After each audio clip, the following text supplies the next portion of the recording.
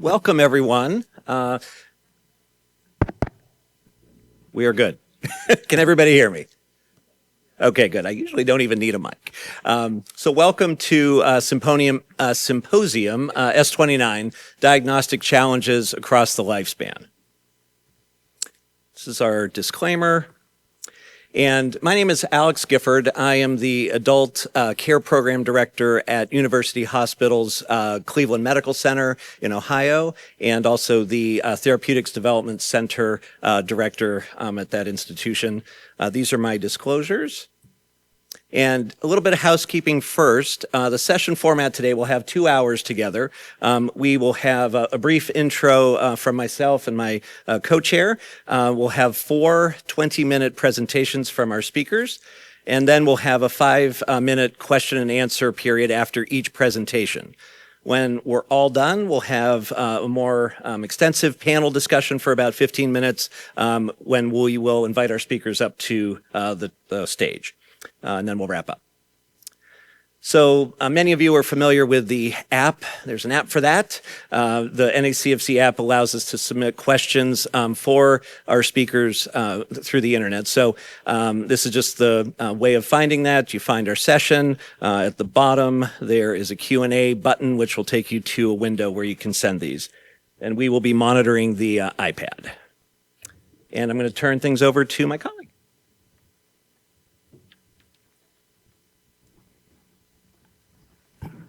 Good morning.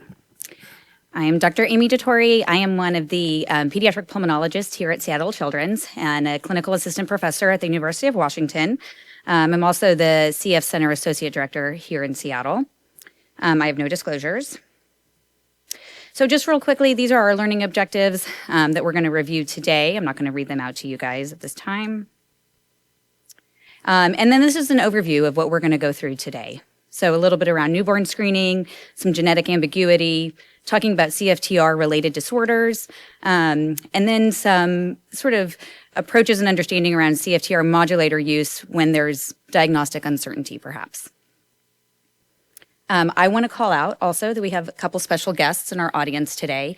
We have a group of high school students sitting up here in the third row who are part of the CF Sparks Scholars Program, and we're really excited that you guys are here and learning about cystic fibrosis and joining us at this conference. So welcome. Okay, well, we are going to jump in. So I am excited to introduce my colleague, Dr. Megan McGarry. She is also a pediatric pulmonologist and associate professor of pediatrics at the University of Washington and Seattle Children's. Her research focuses on health disparities in CF, including newborn screening, pulmonary disease severity, and access to therapies. She's going to be talking to us about challenges in newborn screening. Hi, everybody. Good morning. Thank you for being here, and thank you for inviting me to speak. So I do not have any disclosures. So today we're going to talk about challenges with cystic fibrosis newborn screening, specifically around the immunoreactive trypsinogen levels, which is called, we're going to refer to as IRT, CFTR variant panels, equity in newborn screening, and indeterminate diagnosis. Dun, dun, dun. So, newborn screening for cystic fibrosis has really transformed cystic fibrosis as we know it. We hear a lot about how CFTR modulators transform CF, but really around the same time of modulators was newborn screening across the United States and really expansion throughout many areas of the world. We know that newborn screening and having that very early diagnosis has many benefits. There's so many nutritional benefits that really go on beyond that newborn infancy area throughout childhood that we see. We know that early initiation of medications helps with prevention of lung disease problems. And then also, it really prevents a lot of trauma to the parents, where instead of having to go seeing their child being so sick, having to go to doctor and hear wrong information and stressful, they instead are getting the right information early on about what their child is going on when they're diagnosed. But CF newborn screening is just a screen. So we know we're going to miss babies. Our goal overall is to reach 95% detection of babies with CF, but we know that's a real struggle and that many programs are still not able to get to that. So every state in the United States newborn screening algorithm is different, and we will say every country's newborn screening algorithm is very different. So whether an individual baby gets detected and that early diagnosis, that benefit, really depends on where they live. And we sort of felt that this is not okay. We have been doing newborn screening across the United States for a while now, and we felt like there's too much variability on this, and we had learned enough.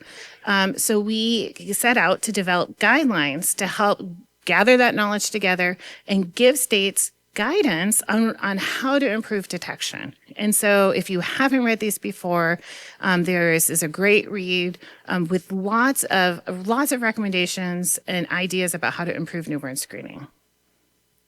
So to overview for newborn screening algorithms in the United States, in Europe and other places, this is a little bit different, but here in the United States, all newborn screening starts with immunoreactive trypsinogen level or IRT level. So this initial level is set to capture the top percent or a top level.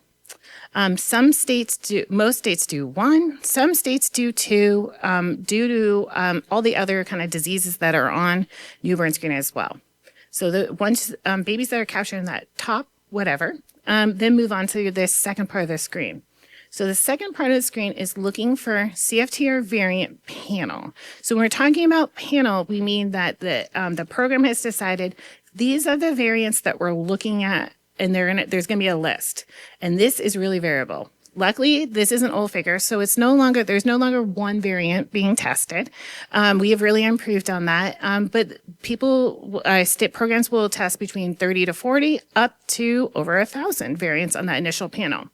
Now, some programs also do sequencing as part of this, and this can be looked at in two different ways. Some programs are doing sequencing of all the ones in those top IRT, and then just unveiling the panel first. Some programs are taking those that did not have two variants detected in the panel and then doing the sequencing. So a little bit of nuance on that. After that, the really important step is getting that baby in for a confirmatory diagnosis. And so then this is, who are you going to call a positive newborn screen and get that sweat chloride test or sweat chloride concentration. For those that are just doing a variant panel, usually this means that doing one or two variants, getting referred. Sometimes after sequencing, this is only referring those who have two variants. Some programs also have something called a very high IRT, which we'll talk about, which is to help capture those that have a more limited panel. So first, IRT, how to measure special circumstances. So IRT issues are a lot of our issues. About half of missed cases, depending on what your program are due to IRT, where the babies do not have that elevated. And then what happens is the newborn screen says normal, and yet they have CF. IRT levels are not this static thing. They can vary by kit to kit, by the lot, and also seasonally. So we do see that there are seasonal changes. We also know that there's like drift over time as well. So how do you pick what your IRT cutoff, where you're going to do that for your first referral? So there's two different ways. First is a fixed cutoff, and this is very straightforward. You're just going to pick a number. So we're going to look at the population. We're going to say if you are above this, it's elevated. If you're not, then it's below. Pros on this is it's really easy to do that, right? So you have a meeting, you decide, and then it's that. That's easy for clinicians to understand. So pediatricians can say, oh, it was 92 and the cutoff was 60. I get that in my brain. The cons is that this doesn't capture those variations that we just talked about on the kit to kit and lot seasonally or over years. And so sometimes what we've seen for programs is that when they initially decided that cutoff was good, and then they just let it go and they didn't follow their data over time. And then we saw is then rather what they initially thought, well, that should represent around the top 4%. Sometimes that ends up being the top 7, 8%, which is way too many, or the other direction as well. And so there's a lot of cons to this. So a floating cutoff is where instead of saying, well, we're going to do this strict cutoff, we're going to do a percentage. So this is perhaps the top 4% in a given time period. So the pros are that you are able to capture that changes. So if it's a summer season and all of a sudden your IRT levels for the whole population are changing, you're still going to be drifting with that. So you're not going to have all of a sudden a big change in your sensitivity. The cons are this can be really difficult to calculate because you do need to have a certain group of babies that then you're capturing. Are you going to be doing daily? Well, some of these small states are not having enough babies to do that. And this can be a little bit more challenging and take a little bit more process to do this. So this is what we think is the most latest data for who's doing an IRT cutoff of floating versus fixed. So the pink states up here are doing fixed cutoffs, and then the yellow is the mustardy is the floating. We think it's about 2/3 of states are currently doing a floating cutoff. And a big shout out to Marcy Sontag and the Center of Public Health Innovation for working really hard in getting all this data. It's actually very hard to know what's going on in newborn screening. So one of the special circumstances is IRT levels in the NICU. And if you've ever had this, you initially go, oh, because this is a very challenging situation because newborns in the NICU frequently have an elevated IRT level that has nothing to do with CF. But yet then they have a positive newborn screen for CF, and then the parents hear CF, and then they Google, and then they add on all the panic from all the other issues. And then the NICU either doesn't address it at all or freaks out, and then we have a whole lot of commotion about something that is probably not CF.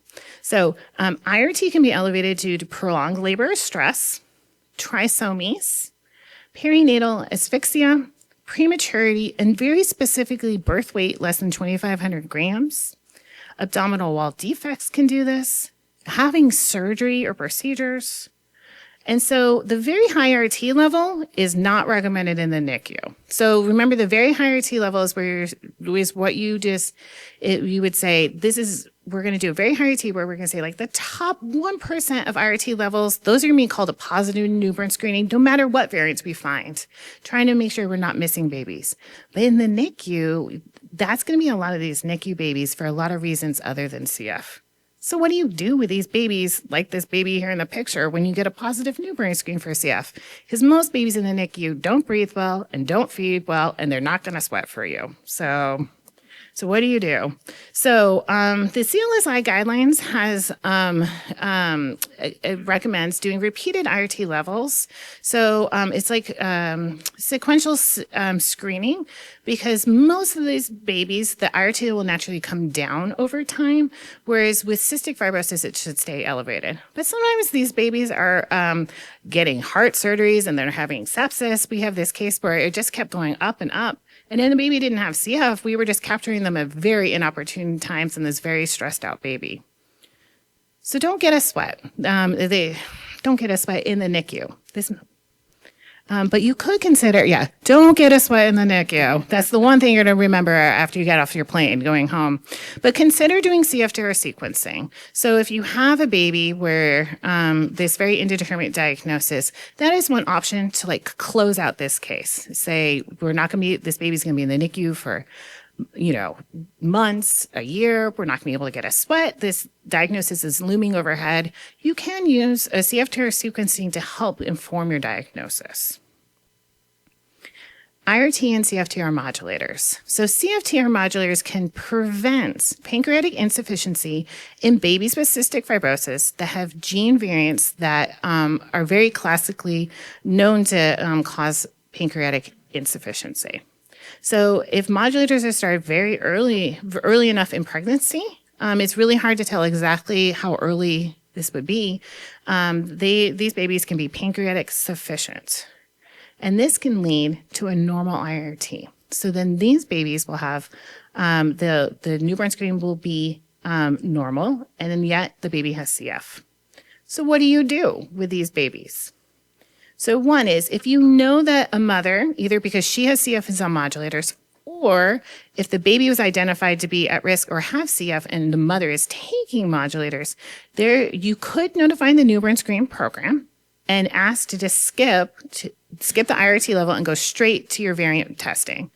Now, this is complicated because moms with CF are very healthy at this point. Many are delivering not at the one academic center, maybe out in the community, and then trying to have a system with your newborn screening that this is a really consistent thing. Another thing, so if you are the one taking care of this baby, you can consider, once again, switching and skipping straight to CFTR sequencing, particularly if you know the carrier status of the parents. And then if the infant is not continuing on modulators, that you could get a sweat test. So if mom is continuing on modulators and breastfeeding, you may still have a falsely low sweat test, or if the baby's getting modulators, that sweat test may be low. So I think it is really thinking about each situation for how you may be able to do testing, but overall, really building up that communication with your newborn screen program about how are we going to deal with these babies. So moving on to CFTR variants, how many to test, what to report, and once again, special circumstances. So this is a graph about the current status of CFTR variant panel testing in the newborn screening. So this is of the 51 newborn screen programs, so all the states plus DC, reported out to us what they were currently doing. So the size of the box is more states, so you can sort of tell. So anything in orange are doing CFTR panel as their second tier. Anything in blue is doing sequencing. And then we have a lone state that did not respond. So there are green unknown in the bottom. So, and then the boxes within the colors are describing what are the different kinds. So you can see now the most states report that they were doing the Luminex 39 panel, so 39 variants. Then the next was Luminex 60, so a little bit more variants. And then you can see that that lower group is a customized panel, which the customized panel was typically more variants. Then the blue, the top one is using all, at least all disease causing in CFTR2 is that top. Illumina 139 is the bottom left, and then a customized panel on the right. So you can see there's still a great variability, and this is rapidly changing, so it's going to be very hard to figure out what's going on. And particularly when you get a baby that moved, and then you're dealing with them, and it's very hard to figure out, well, what were they doing in Maryland? Which has happened to me like 2 weeks ago, and I was having to text and call and be like, I don't know what this baby was tested for. And yet they had a positive newborn screen. So lots of variability right now. And this slide will look different in a month, and this slide will look different in next year as well. So here's a little bit of a look at who's doing sequencing and CF newborn screening. And there's a lot of variability in how they're using that sequencing, whether to unveil a panel or after 0 to 1 variants. So with sequencing, what do you report? Who are you going to call a positive? Are you going to report those with one variant identified in sequencing as a positive newborn screen and then refer them for sweat testing? Or are you going to only report out 2 variants as a positive newborn screening? So I'm going to give you a cautionary tale from Florida. So this is a new paper I published like a week or 2 ago. It's not even in PubMed because our government's not up and running. But Deanna Green published it. So they switched to sequencing, and they were calling out babies who had 1 variant as a positive newborn screen. And what they found is, you can see, this is the referrals. Referrals for sweat tests and pediatric pulmonary evaluation doubled. So think about your current schedule and your wait times and how hard it is to get a sweat test. Imagine if that doubled, and what could you handle that? And then that's a realistic thing. So they found that the number of babies diagnosed with CF were the same or actually possibly decreased. You know, it's a little hard to tell year to year, but you can see that starting in 2019, it was 40, 38, 40, and then 2022, it was 25, 23, and 32, which of course there's still some ongoing lingering babies from there.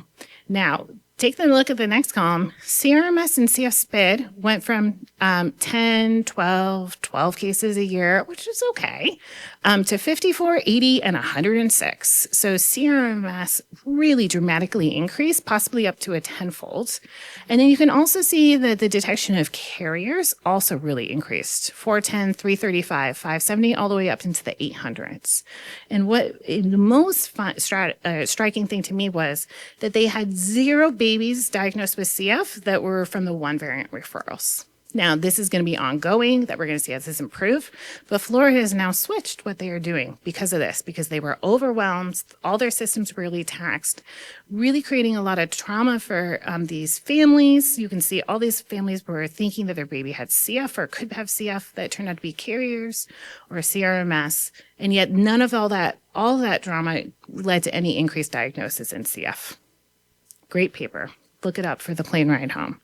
So with our guidelines, it wasn't just to have a goal to reach 95% detection of babies with CF, but it was a 95% detection across all ancestral groups. Because we know that when you look at the group overall, you might think that you're doing much better, but when you start looking at groups, that's not necessarily the case.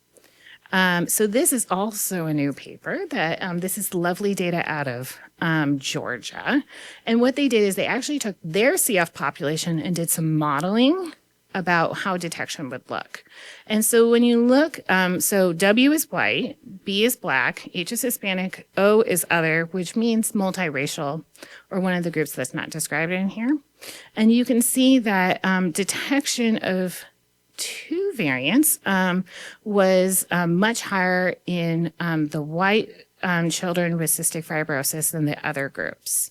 And then the PGSR, I'm still learning about this paper, I believe is at the end what they actually knew what the variants were by sequencing, not just by the panels. So you can see we go from 39 panels to 71 panel, 139, and you still have really low detection until you move into CFTR2. And they found that there was still really low detection in their Black or African American population. And I know that when I was in California, that we saw there were some variants in our populations that were really novel to us that we had to add into our newborn screening variant panels to get equality in our detection. So once again, you have to look at your data and really do a lot of modeling and work to understand what's going to work for you. And that will really inform your decisions. So, and this is really important. This is a lovely, lovely New York Times article from last year. So this is another thing to take a look at. And this family, this is Rena Barrow. Her oldest son has cystic fibrosis. And this was before newborn screening, and it was a very delayed diagnosis. Took a lot of work, but he was a teenager. She was a teenage mom. And so then when she was older, she then had another baby that was younger. So older teenager with CF, had another baby who was coughing, couldn't gain weight, salty, but had a negative newborn screen. She had a doctor laugh and fall off their chair in the doctor's room when she asked she said that she thought the baby had CF because when she kissed her baby, the baby was salty, and the doctor thought it was so funny that she would be like kissing her baby and like tasting her baby. She had another doctor that printed out the newborn screen, circled it dramatically around where it said normal newborn screen, and then talked about her anxiety. Why would she think her baby had cystic fibrosis when the newborn screen was normal? And of course, her son right here has cystic fibrosis. So I think when we're thinking about newborn screening also creates a barrier for some families to actually get diagnosed because of this one incorrect assumption by the medical community that newborn screening is a test and not a screen. And then the second thing is the incorrect assumption that CF is a European or a white person disease and not a disease that occurs in people from around the world of every race, ethnicity, and background. And so when we're thinking about the importance of this needs to take into consideration because of the trauma from racism and biases that these families face that is really ongoing. I meet families where their child was diagnosed a long time ago and they were missed, and the families, once they start talking, will still break down because it's very, very traumatic to have a baby with cystic fibrosis and face all those barriers. And this is important because CF is becoming more diverse. So this data out of the patient registry is 1/4 of babies with CF are a race and ethnicity other than non-Hispanic white. So this is a big issue for us. This is not a small issue. So to talk about indeterminate diagnoses, how to avoid, what to work up, and when to monitor. So CRMS and CF SPID are inclusive diagnostic workup after a positive newborn screen. 2 different types. So type 1 positive newborn screen, sweat less than 30, but they have 2 CFTR variants and one's an unclear phenotype, which is either a variant clinical consequence or a variant of unknown significance. CRMS type 2 is different. Positive newborn screen, the sweat's intermediate, 30 to 59, and they have only 0 to 1 CF causing variants. So what are variants of varying clinical consequence? So gene variant that has complete penetrance in every single person that's going to cause CF. So you can see a nice dark blue. Those are CF causing variants. Incomplete penetrance means that in some people it causes CF and some don't. And some of these variants are more likely to cause CF. So this example would be like 60% of people it causes CF, 40% it doesn't. And then other ones very rarely cause CF. So you can see this one, 15% CF, 85% no CF. This is what we're talking about for VVCCs. But it gets a little bit more complicated than that because some of these also have incomplete expressivity, which means that some may fully express all the symptoms of CF and some may not. So these are ones that like sometimes have pancreatic insufficiency and sometimes don't. And so you can see that this is a really diagnostic dilemma. So to avoid or not to avoid, and that is the question. So this is work that I did with Dr. Mackenzie Wyatt, who's a fellow with me. And so what we did is we went through all of your literature and case reports, and any of you who published the actual genotypes, not just as a group, but individually, we gathered all your data together. And then we did modeling about how this would look. So this first model is looking as if we only the positive newborn screen if it 2 CF causing variants by CFTR2. So these are all the 500 and odd babies that we had with CRMS. And when we do this, we then compared their genetic diagnosis with our screen, and we found that we would detect more CF. So more of these babies that were CRMS that then converted to CF, we would detect and call them CF right away. The majority of all the CRMS and then a few of the CF would be then undetected in a normal newborn screen. So we would have missed some CF doing it this way. So now we did it with modeling if we did CF causing and the variants of varying clinical consequence. So you can see that we would have increased detection of CF, so we would miss much less CF, only a very few small handful. We would cut our CRMS detected by half, and then half of the CRMS would be undetected normal newborn screen. So you can see that there's big differences on what you choose and how you do this. And there are ways to just report out those 2 variants and still get a really high detection rate for your CF and really, really drive down those CRMS CF SPID rates. Okay, so I'm just gonna leave you as my last slide. I'm sorry I went over. So I think the thing for me has always been really driven by people with CF and the moms and the dads and the caretakers. These are all the children of the lovely people that I've worked on with this work. And this truly matters. And so when you're in the thick of it and it's really hard and you're trying to work your public health department, this matters. And I wanted to highlight, we've done so many webinars and resources through the Center of Public Health Innovation. So please scan this QR code.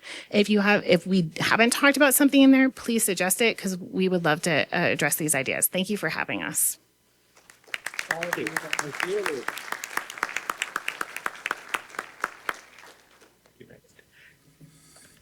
I think in the interest of time, we're going to hold questions for Dr. McGarry until our panel discussion at the end.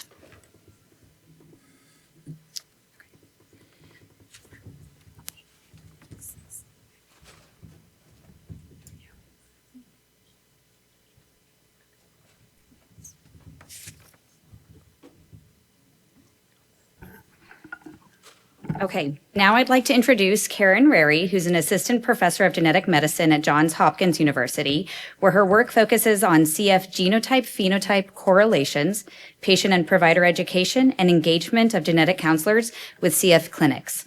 She co-leads the CFTR-2 project and national efforts to advance CF-specific genetic counseling. She is going to be speaking to us about how to navigate genetic ambiguity in CF diagnosis and care.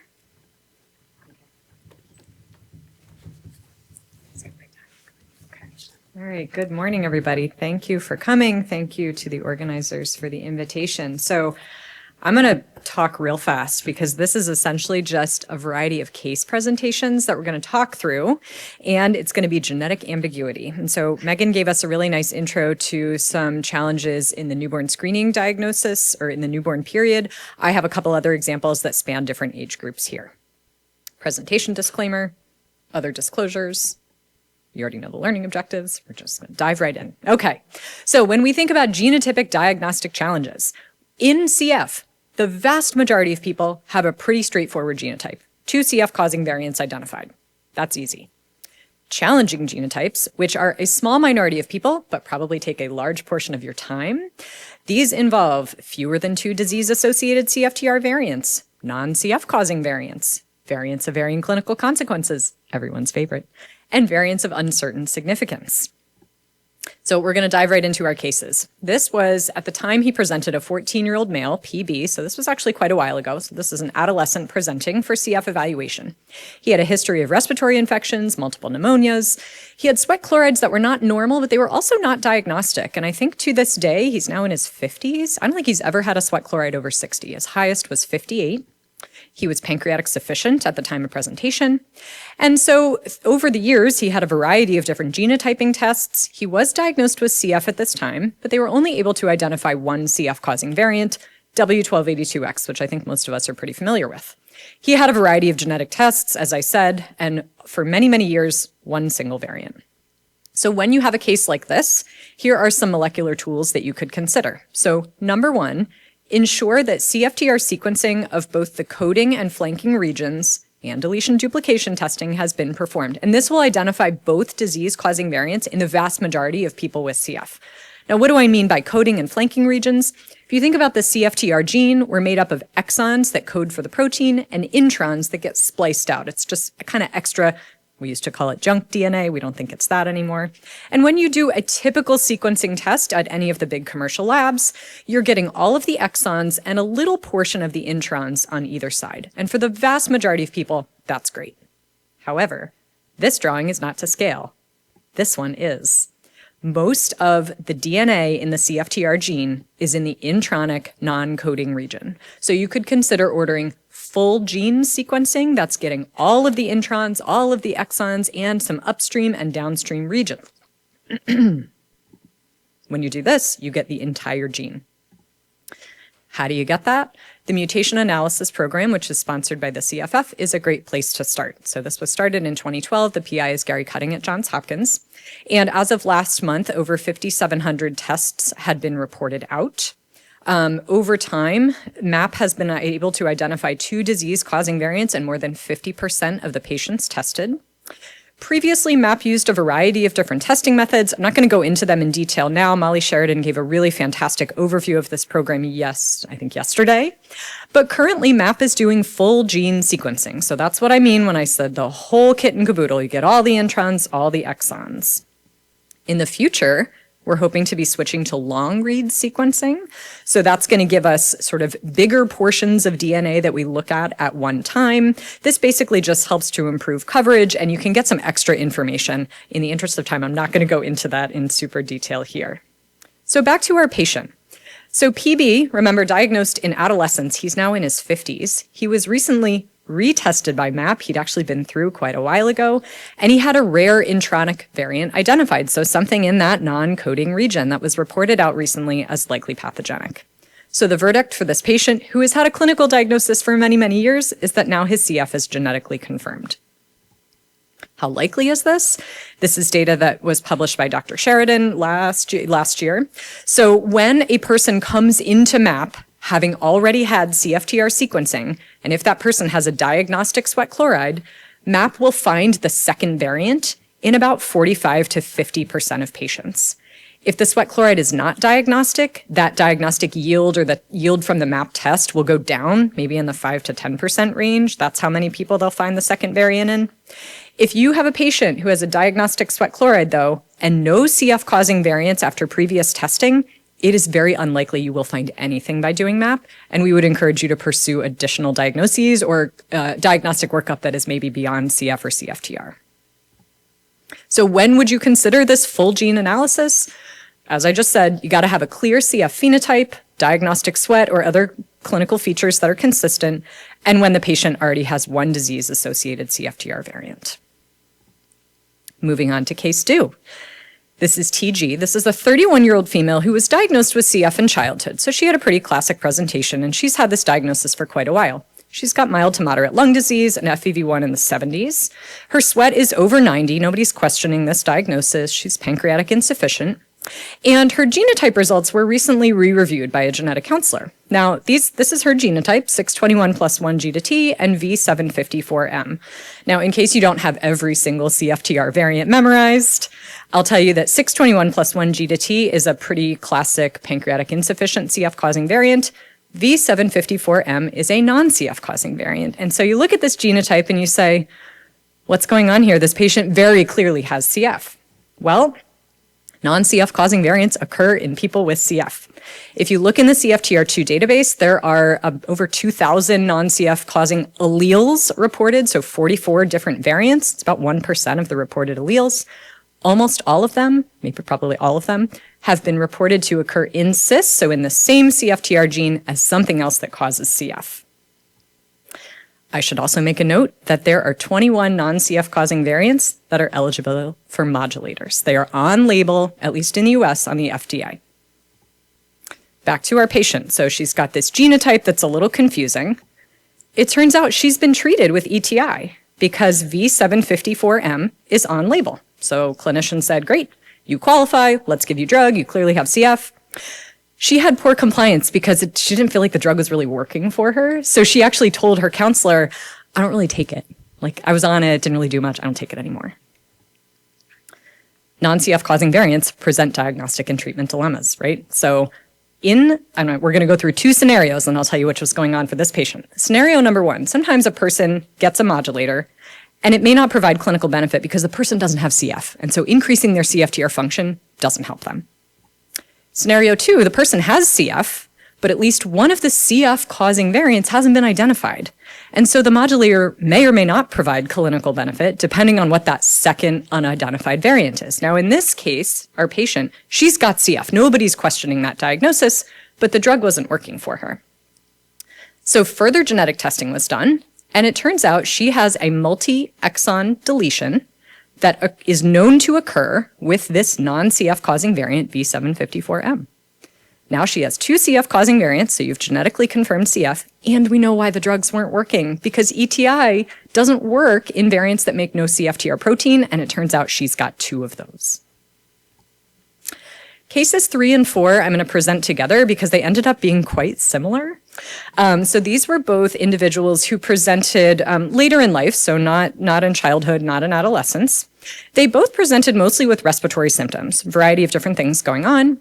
They both had sweats in the intermediate range. They're both pancreatic sufficient. And they both had interesting genotypes.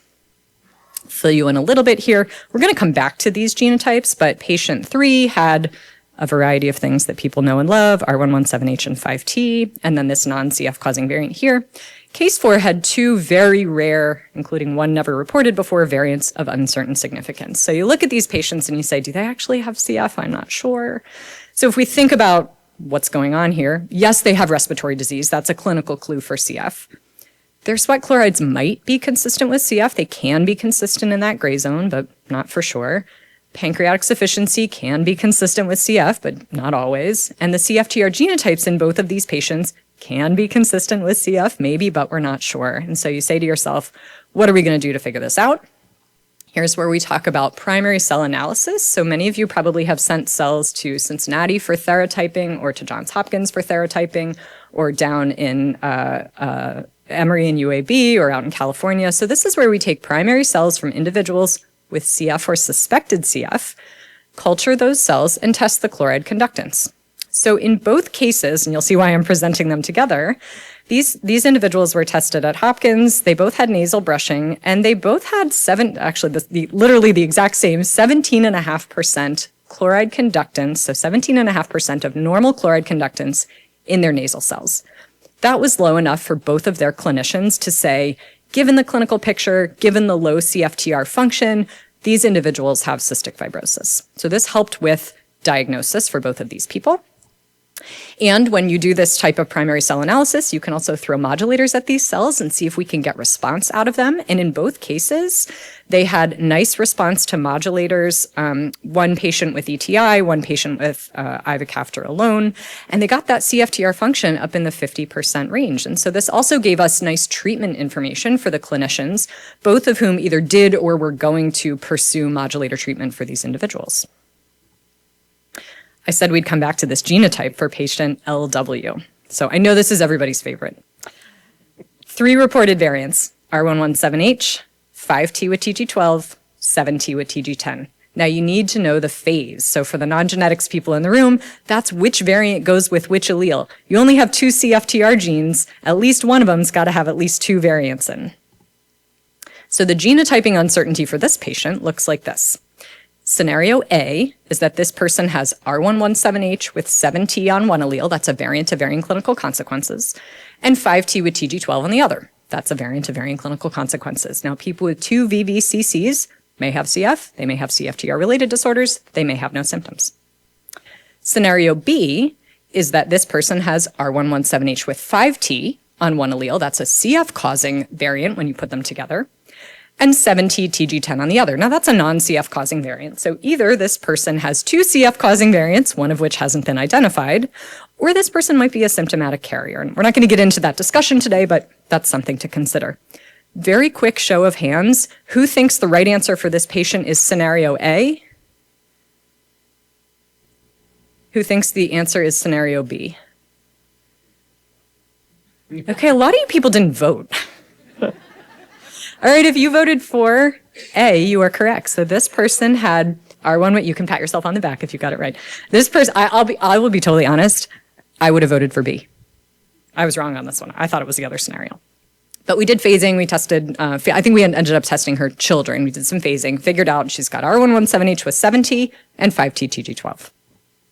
So when should you consider primary cell analysis in some of these difficult cases? Number 1, when the diagnosis is unclear. So when you have unclear phenotype and or unclear genotype, or consequences of the genotype is unclear. So non-diagnostic sweat chlorides, variants of uncertain significance or non-CF causing variants in CFTR, or only one identified disease-associated variant. Those are all good reasons to consider primary cell analysis to actually see what the level of CFTR function is. You could also consider primary cell analysis when a patient has a rare variant that's either unstudied or not modulator eligible. So this is really where therapyping comes in. Sometimes these variants are known to be CF causing, often they're variants of uncertain significance. So these are good reasons to consider nasal brushing or other ways of assessing CFTR function. I'm going to end with my last case. Variants of varying clinical consequences, they complicate, and I realize that should just say complicate, not complicated, modulator treatment. So this is a case that I was pulled into just to sort of give an opinion. This is a prenatal referral for a compound heterozygous fetus who has G551D and R117H with 7T, which, as you all know, is everybody's favorite variant of varying clinical consequences. Now, this was a case where the fetus was known to be a compound heterozygote. They had already had diagnostic testing. Parents were known carriers. But when you think about prenatal treatment, potentially, or what we're going to expect from this, at the time of the referral, this is a fetus. You don't know anything about lung disease. You don't know anything about sweat chloride levels. And you don't know anything about the pancreas. Because there was nothing overt on ultrasound. We saw no indication of echogenic bowel or meconium ileus. So the question is what to do about this. And in this interesting case, the OB for this couple had recommended prenatal CFTR modulator treatment to this family, who sort of said, oh, interesting. And then luckily the OB also referred the family to a local pediatric CF center for a consultation. So when we think through this particular case, many of you probably know that R117H with 7T is estimated to have low penetrance for CF. There's a really wonderful paper out of France that says the penetrance for CF for this genotype is probably like less than 1%. We also know that R117H with 7T is very frequent in the CRMS CF SPID population. And I'll just remind everybody that that population, they're not eligible for modulator treatment per the label. So in the United States, you have to have a diagnosis of CF to get CFTR modulators. And if you have a designation of CRMS or CF SPID, you don't have a diagnosis of CF. So they're not eligible per the label. And in a somewhat recent paper by Deanna Green, modulator treatment is not recommended for individuals with CRMS. And of course, I think what we all know is that a fetus is unable to provide a clinical picture. Sometimes you get a little sense of things if there's an echogenic bowel or maybe evidence of meconium ileus, but there wasn't in this case. So what happened was the family ended up meeting with the local CF center director for the pediatric clinic, who was very reassuring to them and said the likelihood that this is going to result in a CF diagnosis is quite low, and therefore, I do not recommend that you treat prenatally with modulators. As it turns out, the couple was actually very relieved at this conversation. They were happy to be reassured about the potential for a CF diagnosis. They were very comfortable moving forward without modulator treatment. But I'll point out that this gets more complicated when all parties are not in agreement, right? So they could have come in and said, our OB told us to treat. We have to treat. Or in some cases, the OB may push back and say, no, this is CF, you have to treat it. And so sometimes there can be conflict there, and this gets really complicated. So I'm going to end with some take-home points here. CFTR genotypes with fewer than 2 CF causing variants are complicated. We know that they're complicated for diagnostic reasons when you think about prognosis and for treatment considerations. You have tools in your toolbox, so you can think about doing more in-depth genetic testing. You can ensure that deletion duplication testing has been performed. Remember, that's how we solved one of our cases who had a non-CF causing variant. Turns out she had a complex deletion with it. You can consider MAP or other full gene analysis. You can consider primary cell analysis or other measures of CFTR function. And then you can consider familial testing to sort out variant phase. Now, this will not solve all your problems, I'm sorry, but it might solve some of them. We're always going to have diagnostic dilemmas, but you actually can use some of these tools to get more information and help make this job a little easier. And lastly, treatment with CFTR modulators, when the diagnosis is unclear, really requires careful discussion and risk-benefit considerations. And this is usually a case where you want to be involving your OB, your local OB, or the OB caring for a patient. If it's a prenatal situation, you want to be involving your pharmacist, your genetic counselors, people like that. These are acknowledgements, and we will either take questions or we'll wait time. Okay, and I'll take a couple questions.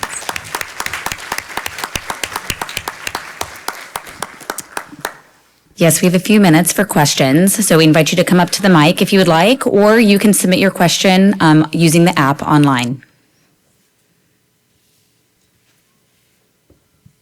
Hi, I'm Charlotte Tenenback from the University of Vermont. Thank you so much for that great presentation.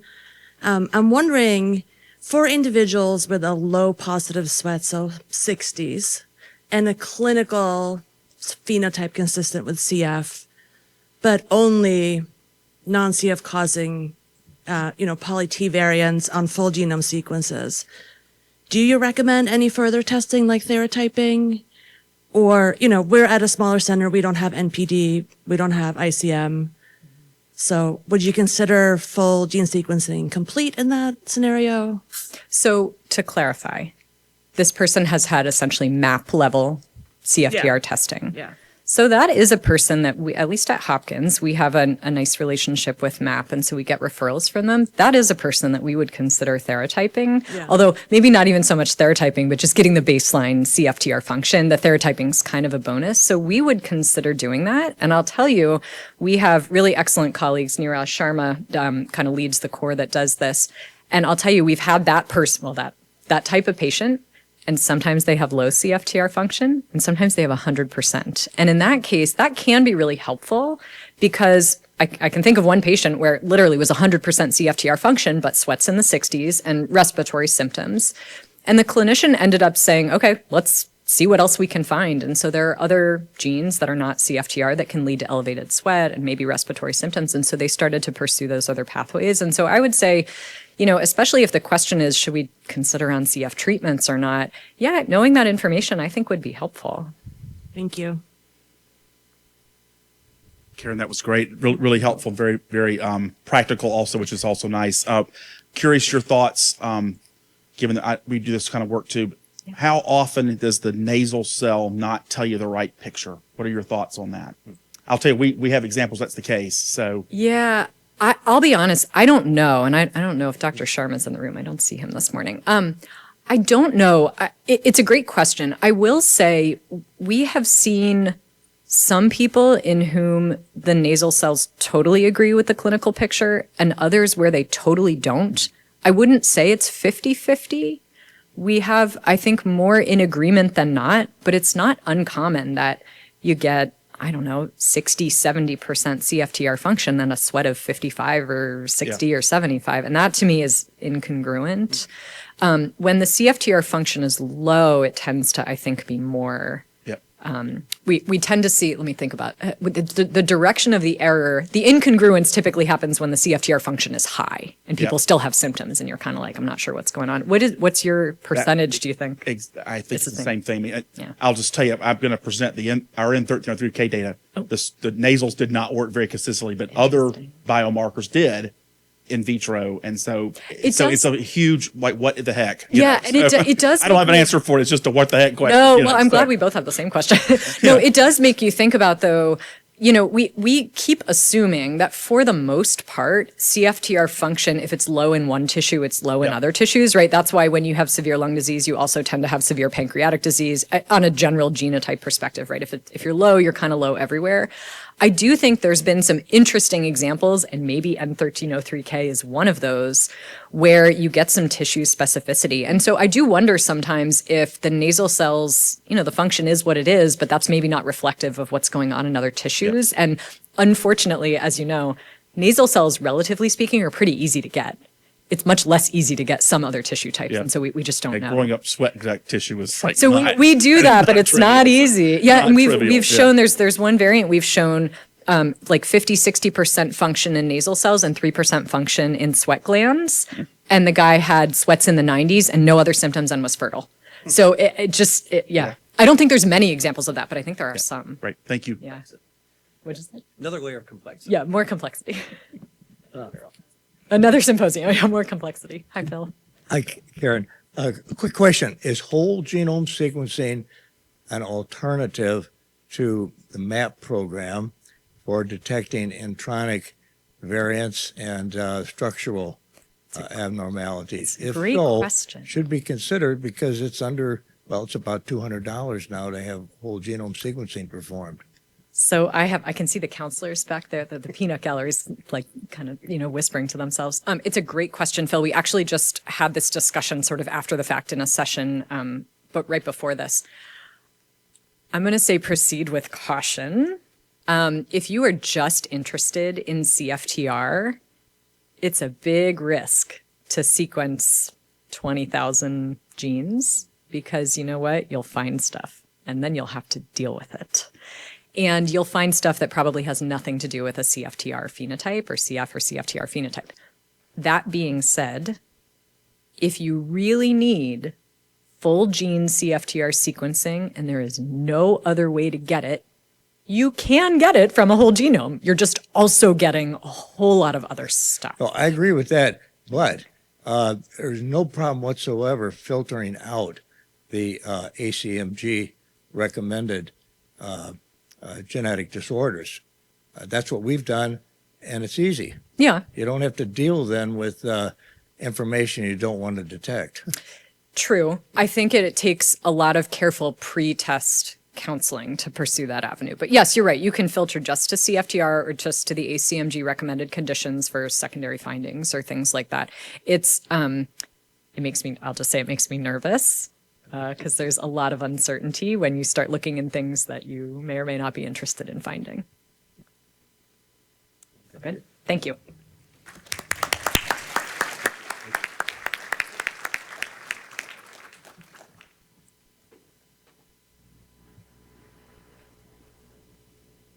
All right. It's my pleasure to introduce Professor Nick Simmons. Professor Simmons is a professor of respiratory medicine at Imperial College of London, associate director and consulting respirologist at the Adult CF Center at the Royal Brompton Hospital across the pond in London. And his work has involved a longstanding interest in decoding the mysteries of CFTR-related disorder. He's a member of the European CF Society's Diagnostic Network Working Group, and that body has recently published standards of care on CFTR-related disorders. So let's welcome Professor Simons. Great. Morning, everyone. Thank you so much to the organisers, to the chairs for this great opportunity. Thank you to Karen for the excellent overview of actually a lot of the stuff that I'm talking about is quite similar, but sort of coming at it from the other side where we've got a symptomatic, often adult patient and trying to disentangle and work out what's going on. So yes, this is a sort of an amalgamation of lots of work from lots of other people through the ECFS Diagnostic Network Working Group and Standards of Care Committee, for which I'm very grateful for all their involvement. So in brief, these are my disclosures. So what am I going to cover? Well, of course, I'm going to go through the updated guidelines that we've published fairly recently. I'm going to illustrate it with some cases. The title is Bringing Colour to the Grey Case. I mean, there's lots of interest. There's lots of people here because this is an area that we find fascinating.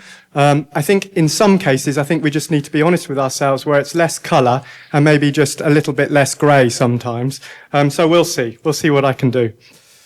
So let's just remind ourselves of the original definition published many years ago in 2011. So this is the original Bombieri paper, and the definition of a CFTR-related disorder was a clinical entity associated with CFTR dysfunction that does not fulfill the diagnostic criteria for CF.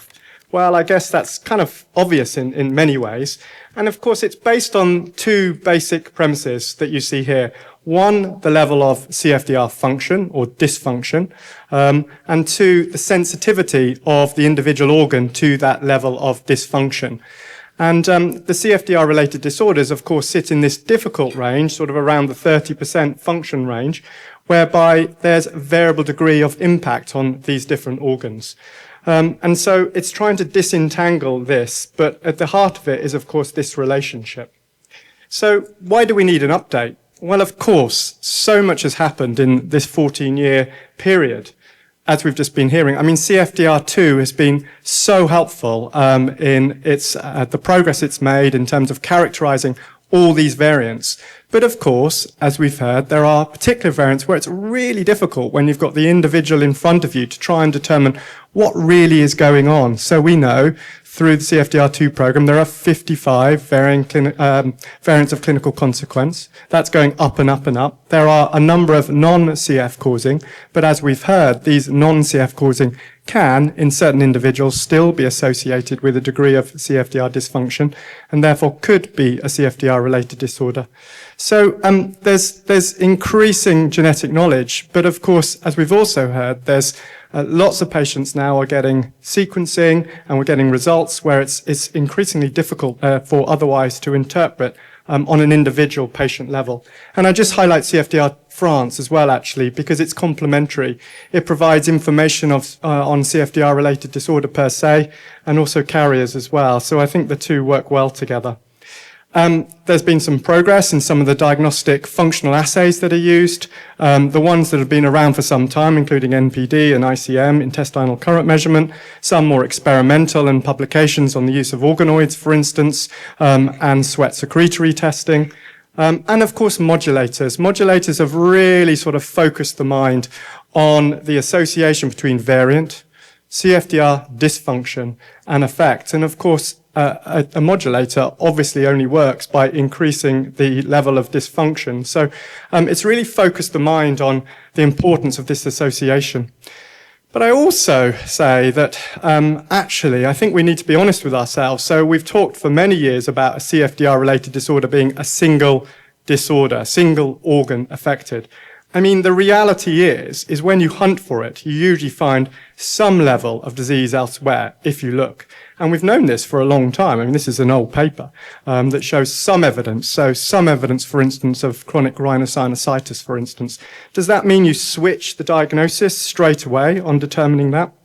And of course, as we've heard, during this time, CF-SPID or CRMS has been introduced, and understanding the relationship and the evolution of that into cystic fibrosis, but also potentially into CFTR-related disorder is important. So hence the need to look closely and to qualify all this again. So these are sort of summarized here in these points, but also just to highlight, for a long time we've known there are other conditions that are probably associated with CFTR dysfunction as well. The papers explore some of those, including conditions such as chronic rhinosinusitis, such as ABPA, and such as acrogenic wrinkling of the palms as well. But also it's important to realize, and you know, I'm often coming at it though from an adult physician perspective, where I've got the advantage of sometimes 20, 30, 40 years of clinical history where there hasn't been progression, and that's really very important. But actually, if we look at some of the historical papers looking at what potentially are CFTR-related disorders, we know that trajectory is likely to be very different. And so this is just a paper where I'm kind of extrapolating this, but these are the R17H7T patients across here versus the 5T patients with a class 1 or class 2 variant on the other allele, versus homozygous patients, 508 patients. And you can see the trajectory is very different. So actually, sometimes I'm said, well, does it really matter? I'm asked, does it matter? And is it overcomplicating it? Because sometimes a CFTR-related disorder feels like a slightly awkward diagnosis. I'm saying back that actually it should be, on the whole, if you've got it right, a positive diagnosis. But having said all that, we need to better understand the true long-term outcomes for these patients. So long-term follow-up of data is important. So these are the 4 papers that came out from the working group over a number of years. Paper 1 is updated diagnostic criteria, but basically overarching sort of summary of the pathway to diagnosis, how to reach the diagnosis, what exclusions one needs to make, and the sort of process and stepwise processes for it. Paper 2 really delves deep into the functional tests, the different assays that one can use, and the thresholds. But I will say up front now, it doesn't explicitly state what the threshold for CFTR-related disorder should be, but it absolutely explicitly states what the threshold for cystic fibrosis should be. And then further discussion on the disorders per se, and discussion around some of the additional disorders as I've already highlighted.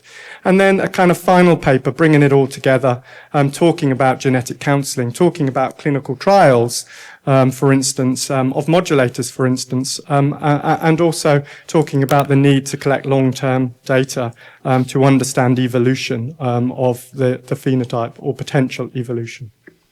So it all boils down to this, of course. So as I've already highlighted, these patients sit in this sort of 30% functional level on the whole. And here you see the interplay between the phenotype, the genetics, and the biomarker. But again, we see a lot of overlap. So a lot of colour in this slide, but actually, therefore, a lot of grey. The majority of these patients sit in the region of a CF variant on one allele and a variant of clinical consequence on the other, but overlapping with a VCC, VCC, and some of the cases that we were just hearing from Karen earlier would probably fit in this range. So the tests that are mostly discussed in the papers, so it's interesting to hear about nasal cells, are these 3 main functional tests. I don't need to tell anyone in the audience about sweat test and its value, but of course, if it was perfect, then we wouldn't be standing here today. And it's the inconclusive range and some of the challenges around that, of course, that means we have these discussions week in, week out, and in our clinics. We do in the Brompton, so I run the Difficult CF Diagnosis Service, receive referrals from all over the UK. The main additional test we offer is nasal PD, actually. So I'm sure you in the audience know what it is, but it's an in vivo test. It's an in vivo test of transepithelial ion transport, and I'm just showing you the sort of main 2 differences between the different traces in CF and non-CF, with the lack of chloride secretion here in this part.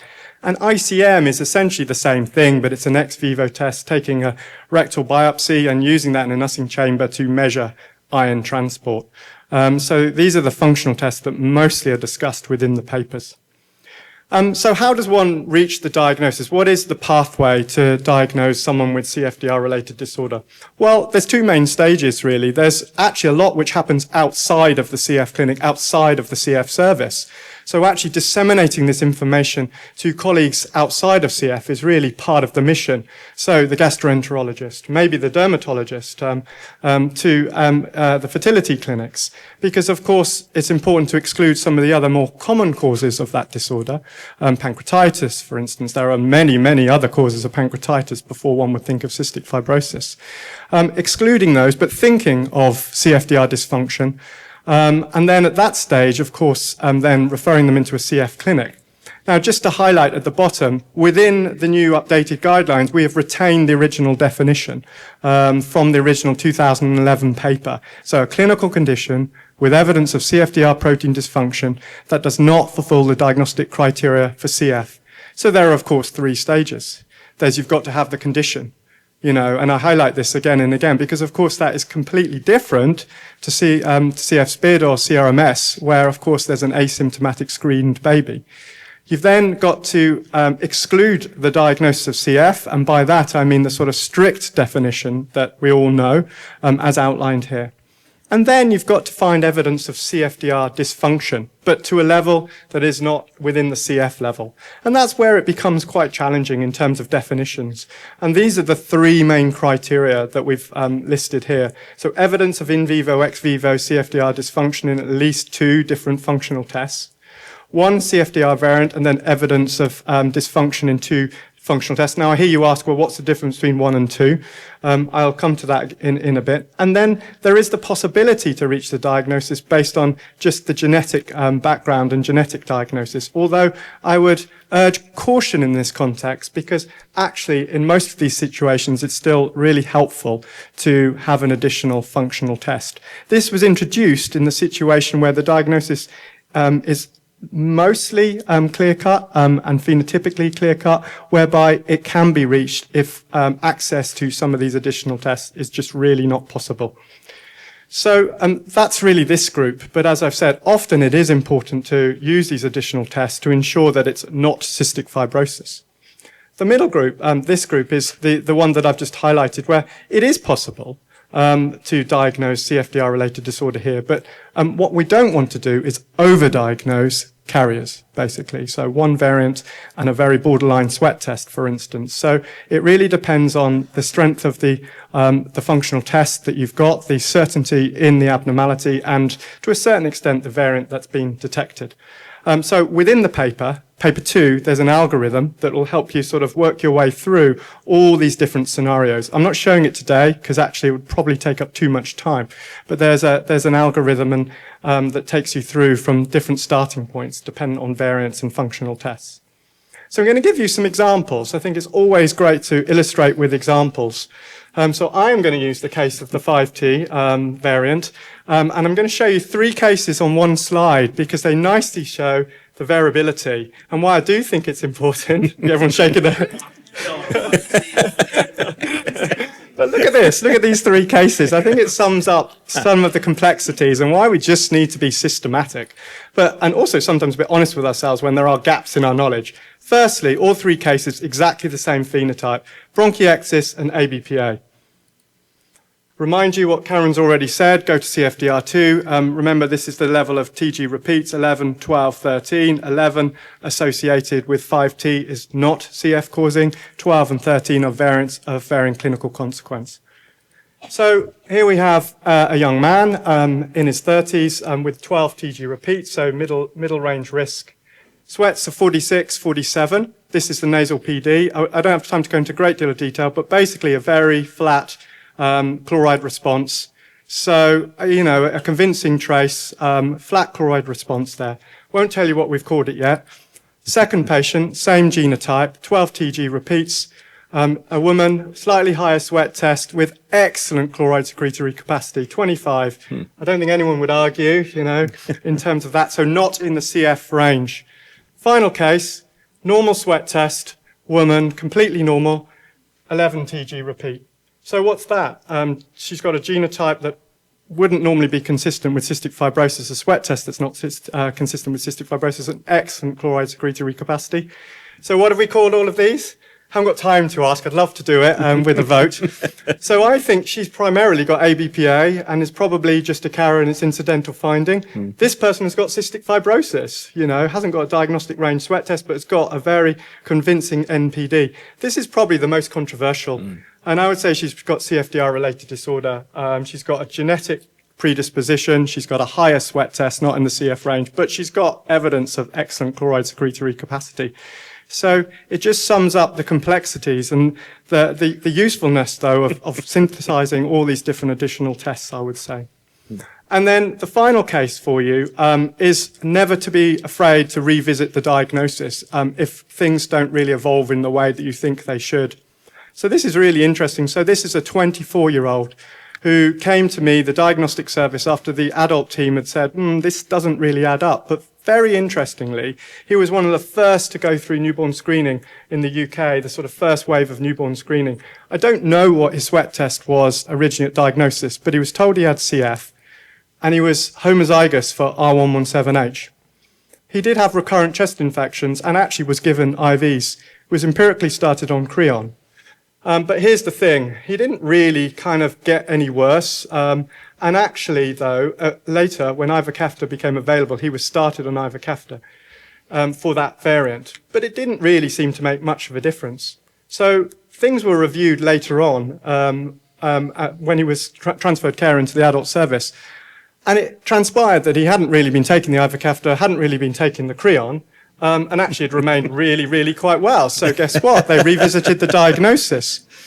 Doesn't have bronchiectasis, a normal fecal elastase, and a normal sweat test. So genotype was further evaluated, so he's 75T. Okay? So what did we do? We did a nasal PD.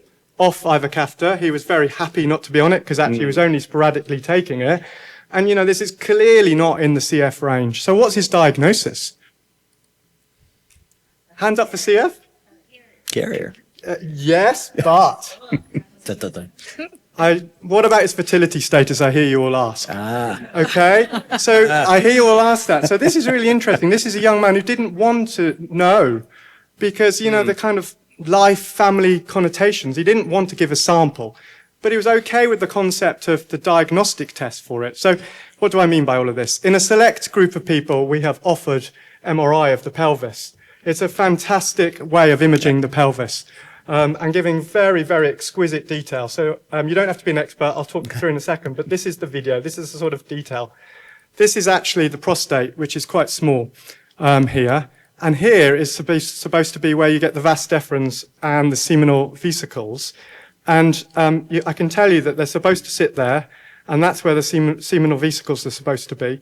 And actually, I'll show you, this is normal. This is a different person. These are the vas deferens, and this is all the seminal vesicles. And so these are missing.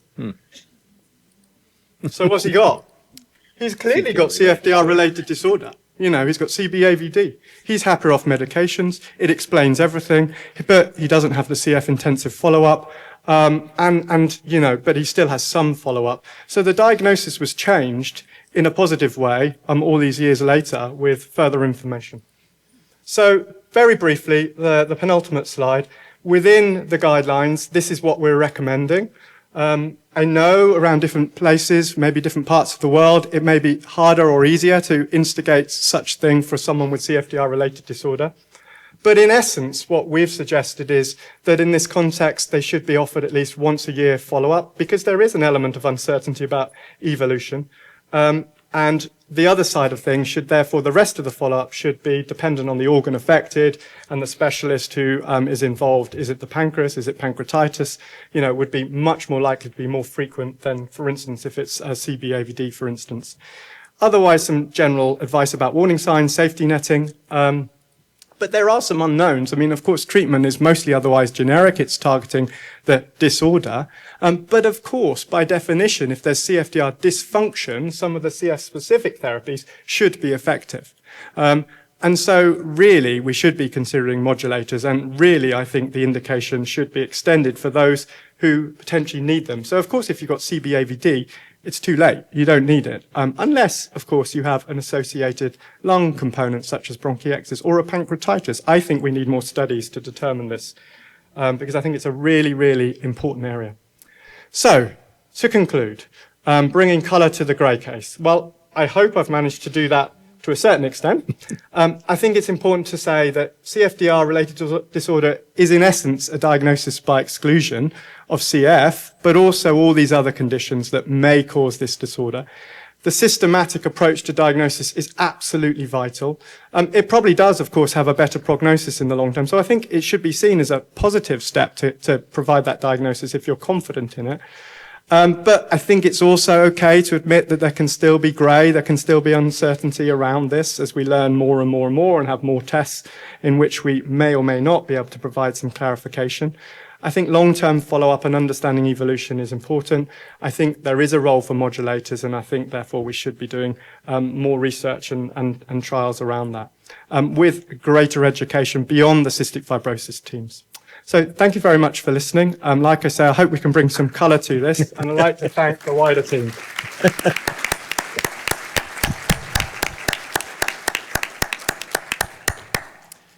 Questions from the audience. If you could just speak into the microphone because the session's being recorded. Go ahead, Brandon. Nick, that was great. And I wanted to ask, what are your thoughts about how we deal with these inconclusive functional tests? How do we answer that question? I've got my own thoughts about it, but I want to get your. Yeah, I mean, you're right. So, but no one test is perfect is essentially what you're saying. So what we're doing at the moment is bringing it all together, isn't it? And trying to come to a sensible consensus, sensible sort of level of, well, this one's showing this one's showing that, and what does that really mean? And at the heart of it, we've got to remember, what it means for the individual and what's in the individual's best interest.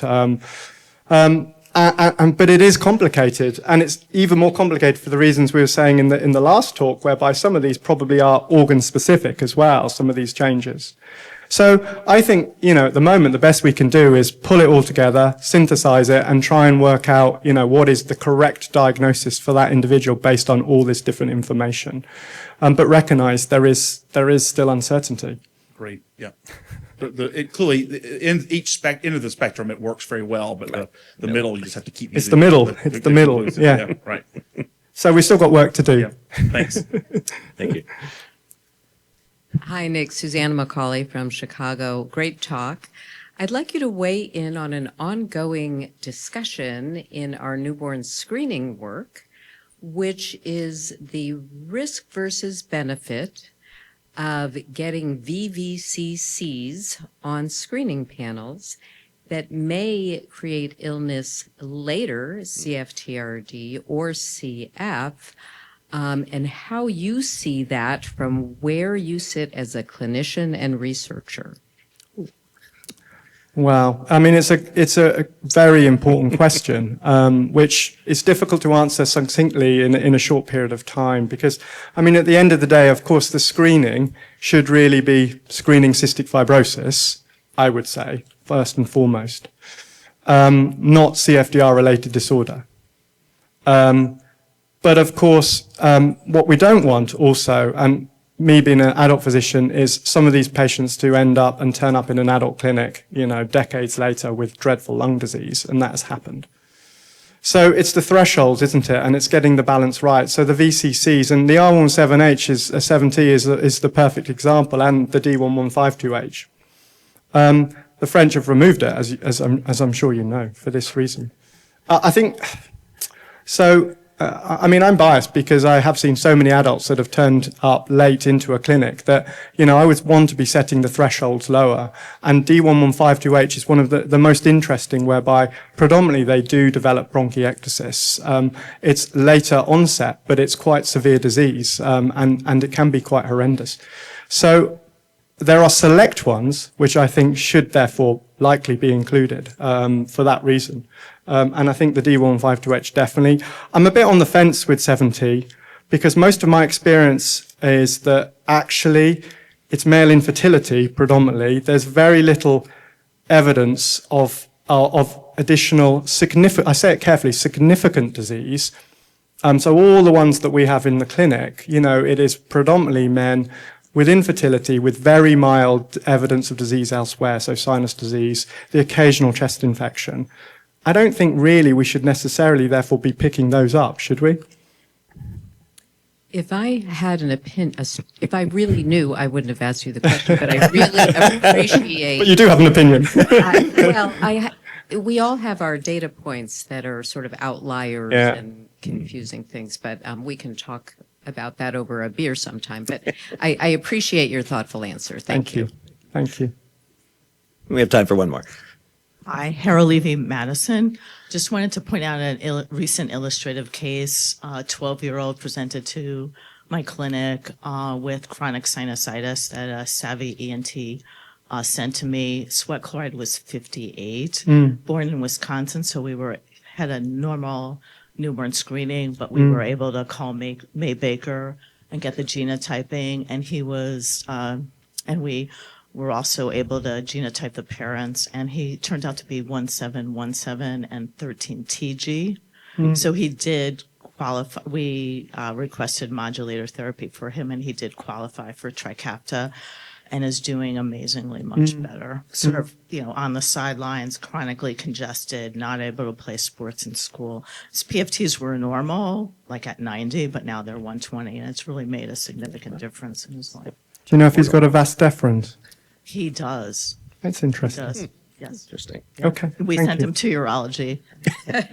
Great. Thank you. All right. Well, have no fear. If you have some questions, we'll have the panel at the end. So let's thank Dr. Simmons. Thank you. Good talk.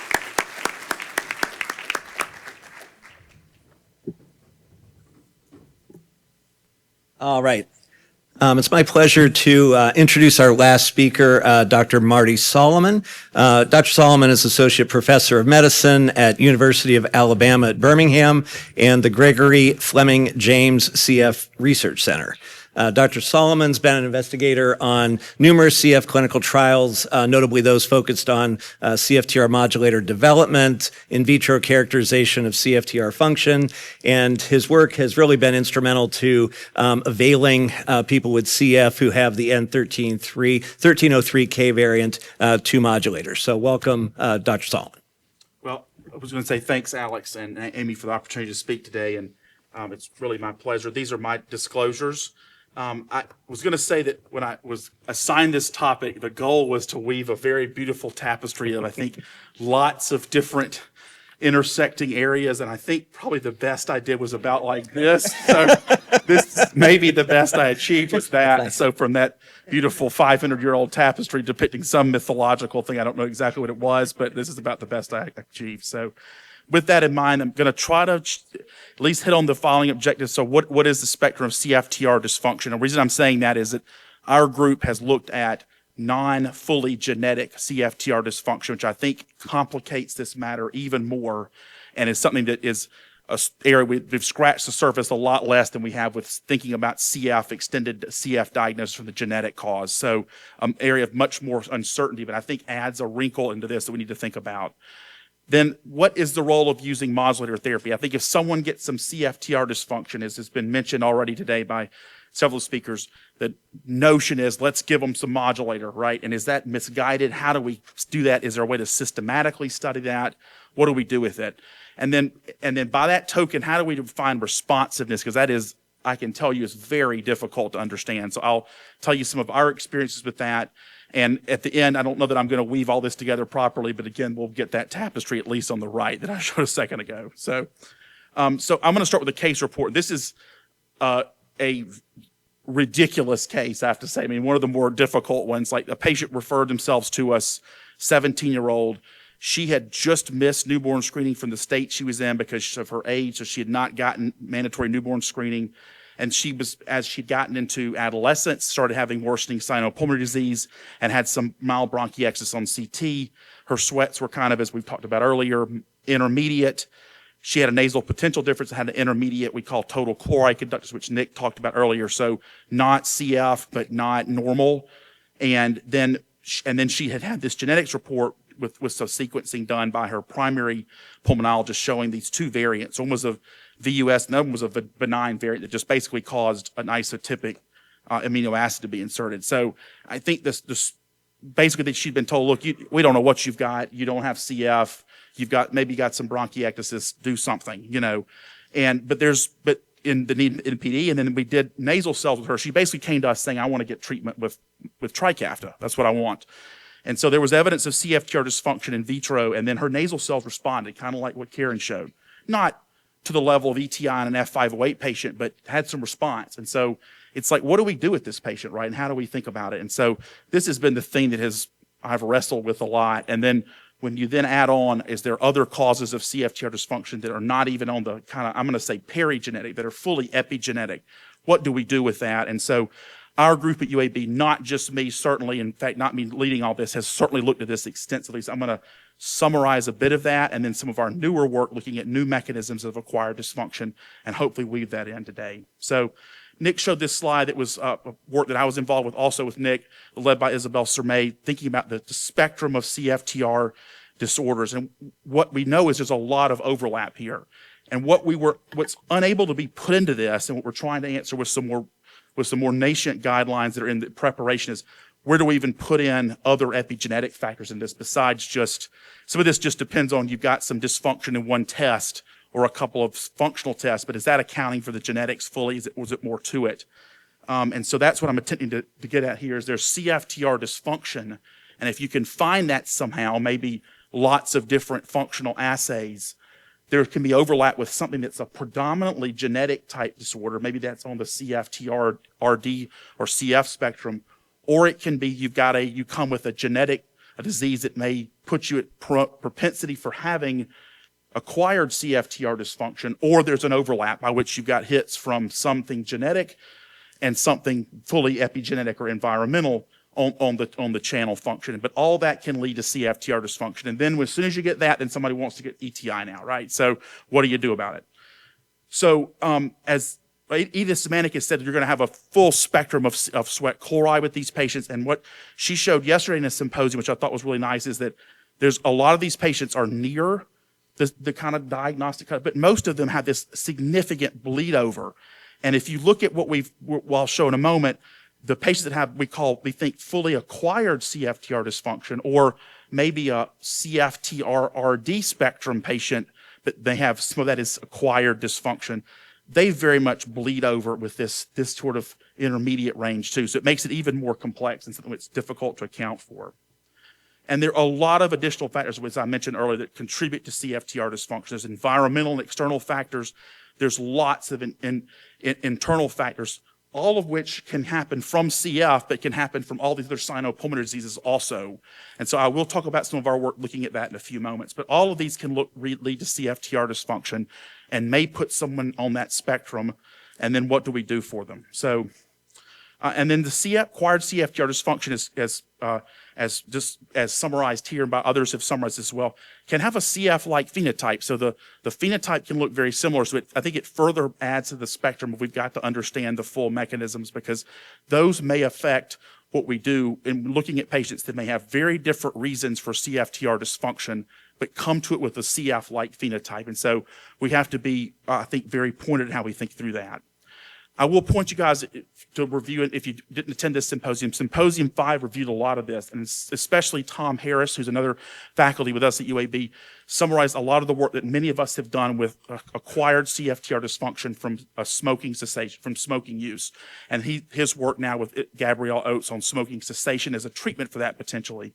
But one point I want to bring this just to orient you all on why I think this is important is if you take patients that are former or current smokers, they also sit on this spectrum of CFTR dysfunction, many of them. Not all of them, but many of them do.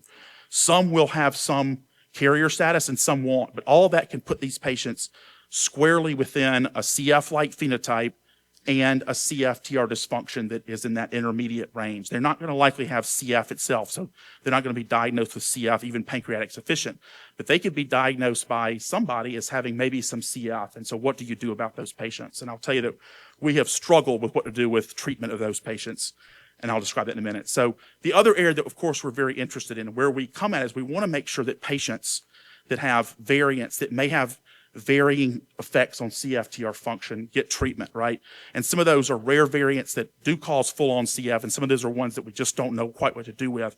Or some of these cases like have been presented by Nick and others today. And so we want to make sure we get at and modulators of those patients. And so I'm going to tell you through some of our therapyping stories as a way to lead into some of the complexities we've had with dealing with thinking about modulators and the rare variants. So the international community has embraced stereotyping with several guidelines and position papers for a couple of themes. One is clinical trials in rare variants are difficult and may rely on surrogate endpoints because there's not a good way of fully having a population you can study. And optimization of patient-derived biomarkers is key. So I asked those questions we talked about earlier because we just really don't know if we've optimized those properly or not. Are the nasal cells the right protocol? Do we know they predict response every time? Is the nasal potential difference the right thing? And that can be used, those, if optimized, they can be used for expanding access for the CF, the pure CF population, but really, and I think more importantly, enhancing understanding of the mechanisms of CFTR dysfunction, both for rare variants to say what's the optimal treatment as we get better and better correctors, which I know are correctors and other molecules, stabilizers, amplifiers, and whatnot that may enhance CFTR function as modulator type mechanisms, or exploring other causes of CFTR dysfunction that may contribute in some of these instances, some of the phenotype. And so there are a lot of stereotyping systems. We've analyzed a number of these through help with the CFFT lab and the RARE study, but others internationally have been doing this. I'm not going to dwell on all these model systems other than to say that many of them have relied on the concept of looking at CFTR function as described earlier, getting the right type of cells, getting them to the right differentiation state, putting them in an Using chamber, which analyzes the activation of CFTR and isolates that channel for functional analysis. And then really looking to see if do you have, as we show here from PROMIS data from our lab, where you have activation of CFTR with ETI, or do you have any innate activation of the CFTR function for diagnostic purposes, or can you use that functional assay to test modeling of varying clinical causes that may cause acquired CFTR dysfunction, like cigarette smoking or other inflammatory milieu. And we know that the FRT system has been one of the examples where this has been used very nicely. If you can show us some increase in function above wild type to a percent of wild type, the FRT systems can be used to expand label, and have been a therapyping system that's used broadly by industry to expand label, especially in the U.S. world. And then more recently, it's being used in work from the CFFT lab.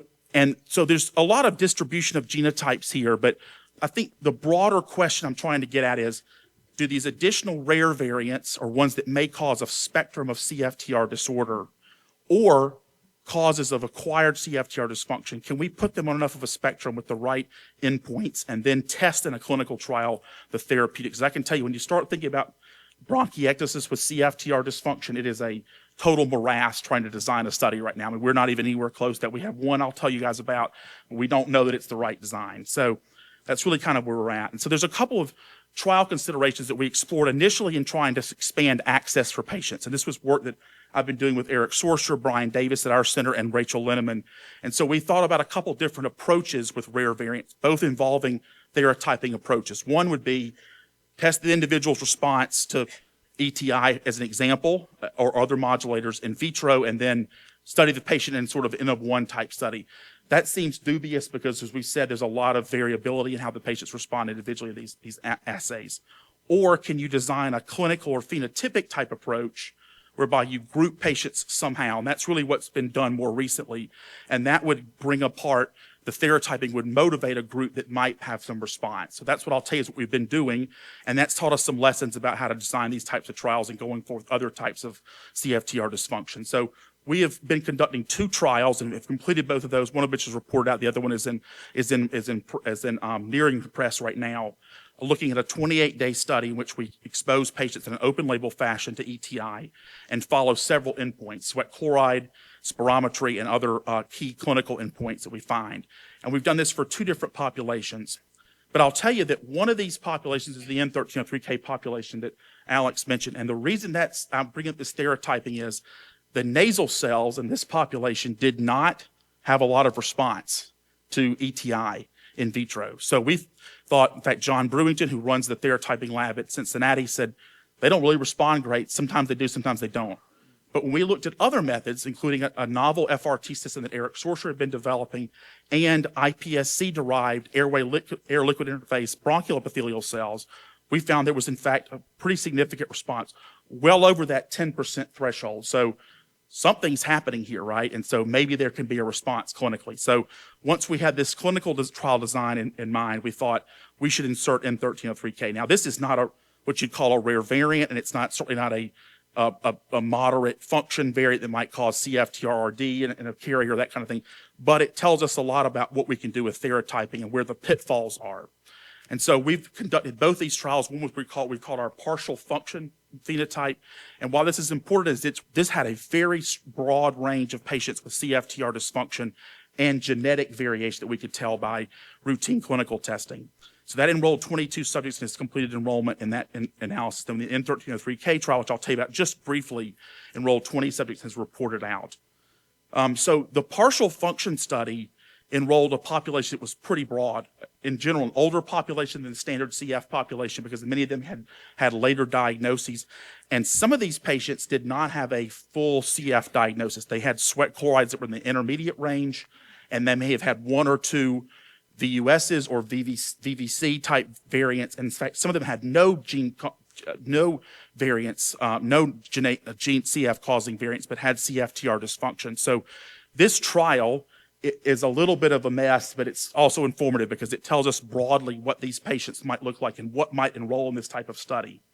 And so what we've really found is that those patients on the whole in a group had some improvements of sweat chloride, albeit very modest, but very inconsistent improvements in lung function, okay?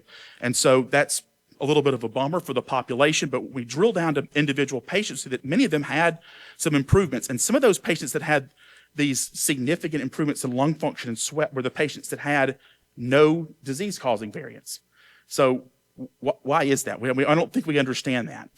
But the point is that there can be a way of thinking about composite endpoints that could lead to trials thinking about modulators. And many of these patients reported significant improvements in symptoms. Now, this was an open-label trial, but I think there were hints that there was something happening with these patients. And many of them had some sweat chloride improvements indicating moderate activation of CFTR in the realm of what like a dual combination modulator might do for patients with F508del.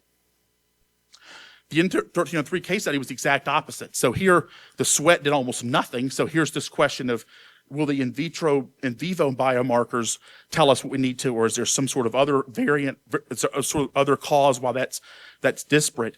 But the lung function behaved like ETI did in F508. So here it tells us these trials are going to be very difficult to do, and why we have to think a bit more and learn a lot more, I think, before we go into this. And so the other thing that this told us is that there's probably a lot more mechanisms, even with known variants, but certainly if we go to acquired CFTR dysfunction, we probably have just scratched the surface on mechanisms and tissue honing and whatnot of the CFTR dysfunction. And so we're going to have to learn a lot more, and I hope to endeavor to tell you guys more about that. So these studies in rare and partial function variants really led us to rethink aspects of acquired CFTR dysfunction and thinking about how to design trials, thinking about how we would theratype that as a unique kind of thing rather than just genetic variants, and how we would model that. And so I'm going to endeavor to tell you guys a little bit about what we've been doing with that more recently. So from our group, Mark Dransfield, who's at UAB, has described several of the mechanisms and part of this work of acquired CFTR dysfunction. And these are a lot of the mechanisms that happen from genetic causes too, but which of these is happening with different environmental or epigenetic causes is not fully understood. And so we really have to have model systems that better understand that for us.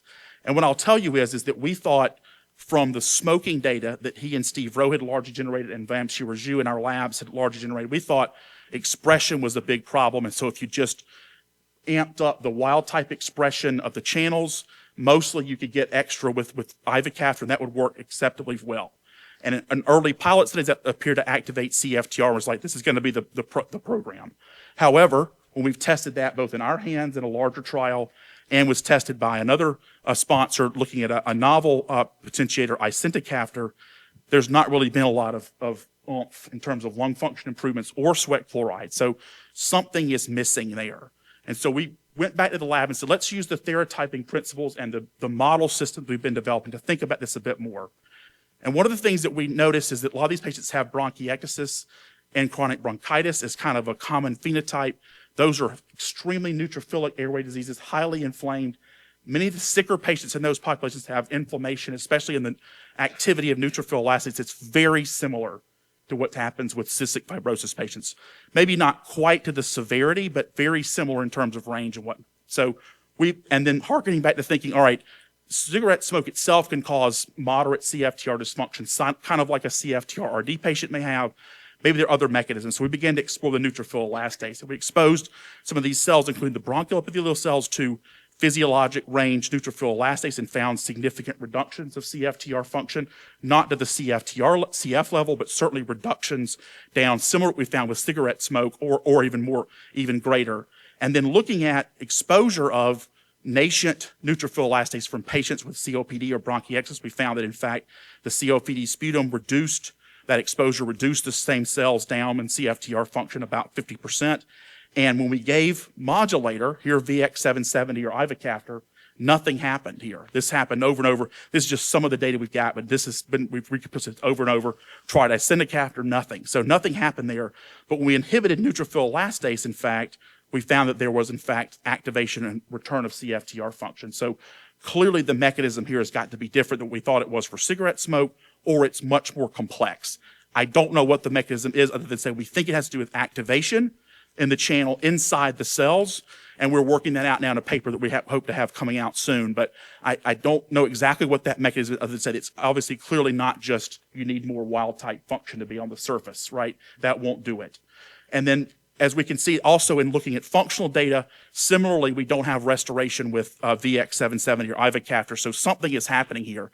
But there clearly is CFTR dysfunction, and it's not going to be rescued alone by modulators. So this puts a little bit of a linchpin in what we're thinking and further complicates this stereotyping principle for patients with acquired CFTR dysfunction. So this part of the talk is, we know that neutrophil elastase exerts influences on CFTR function, especially in diseases of neutrophilic airways.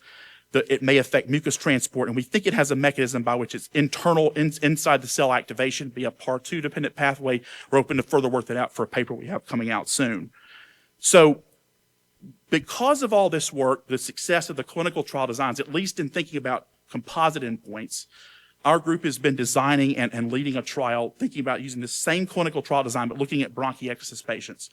We know it's flawed because of some of the mechanisms we've just been talking about. We hope to understand whether or not, if we were to give triple combination of modulators, could we overcome some of these more complex mechanisms by hitting different aspects of CFTR activation and processing, and see if we have patients that have some CFTR dysfunction, not in the CF range, but bronchiectasis as a clinical diagnosis, and see if they would respond in this same kind of clinical trial design. This trial has been enrolling and is nearly completed enrollment. We don't have report outs yet, but Colin Swinson, who's a bronchiectasis colleague of ours at Emory, has been leading this trial. We hope to have a report out in the next 6 to 12 months from the trial. So I don't know what we're going to find other than to say that patients say they're feeling better in this open label design. We know that's happening from our referrals. So hopefully we'll get a better sense of this acquired dysfunction. Where do these endpoints look, and what can we do for next trial designs to think about treatment for them? And I want to turn back to the stereotyping principles and go back. So in the patients that had the rare variants that we've been studying or partial function variants, we've also been doing in these trials iPSC generation from skin biopsies. And these iPSCs are done in our labs at UAB with Brian Davis on his team. And we found that they strikingly correlate to what you expect. So F508 activates as appropriately in an oosing chamber with ETI exposure. Patients with two essentially class 1 type mutations, there's no activation. And then in these unknown variants in which we weren't sure, or at the time in the US there was non-approval, these patients in which they had one partial function variant, in this case the V456A, this patient had a nice reduction of sweat chloride in the trial, and the lung function went up very, very appropriately and well. And similarly with this case with the 4005 mutation, which has a partial function variant, this patient had an improvement in sweat chloride and an improvement in lung function that correlated to the level of CFTR activation in the model system. The group led by Felix Ratjen and Christine Bayer, called the CFIT program in Canada, has been doing this with nasal cells. They have, I think, maybe done one of the better jobs of really focusing the methods of nasal epithelial cells to look at modulator response, but have made the exact same conclusion in a really nice paper that just came out before the conference, right before the conference, and said, look, we can make the nasal cells do a lot, but they don't always correlate very well unless you have a very composite endpoint for look at use in clinical trials. So I think what this tells us is we have a lot of work to do. I've woven a very messy tapestry of lots of things we have to do. We have to understand acquired dysfunction, we have to understand endpoints, and we have to understand therotyping.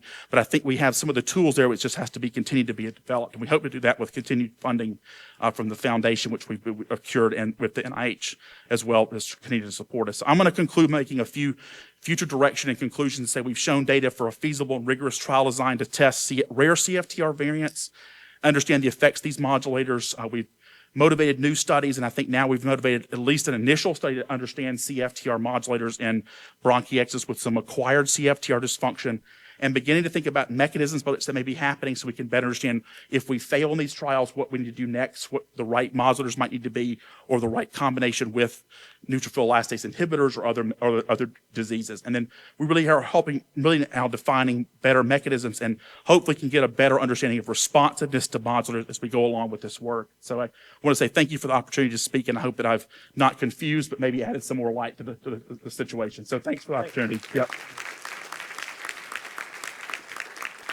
Be happy to take any questions if we have time. What might be a good use of the time is just if we have our speakers come up to the stage, and we can just pose questions from there.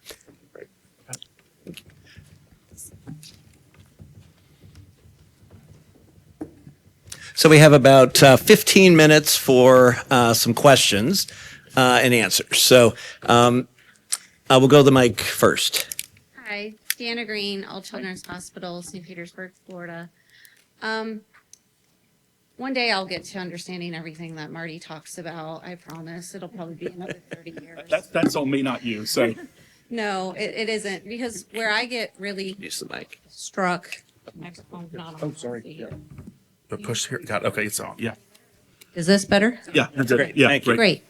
I think we might need to hear from Nick on this question. I know Megan has expertise with this, but when I really hear a lot of this, I'm very concerned that we are continuing to not get to an ethnically diverse population, that all of these patients that we present these cases are ones that had a lot of motivation, they got to us, and we are still going to be enriched in the CFTR-RD population, especially with patients that are still just out with their general practitioners and have no idea this is even a diagnosis.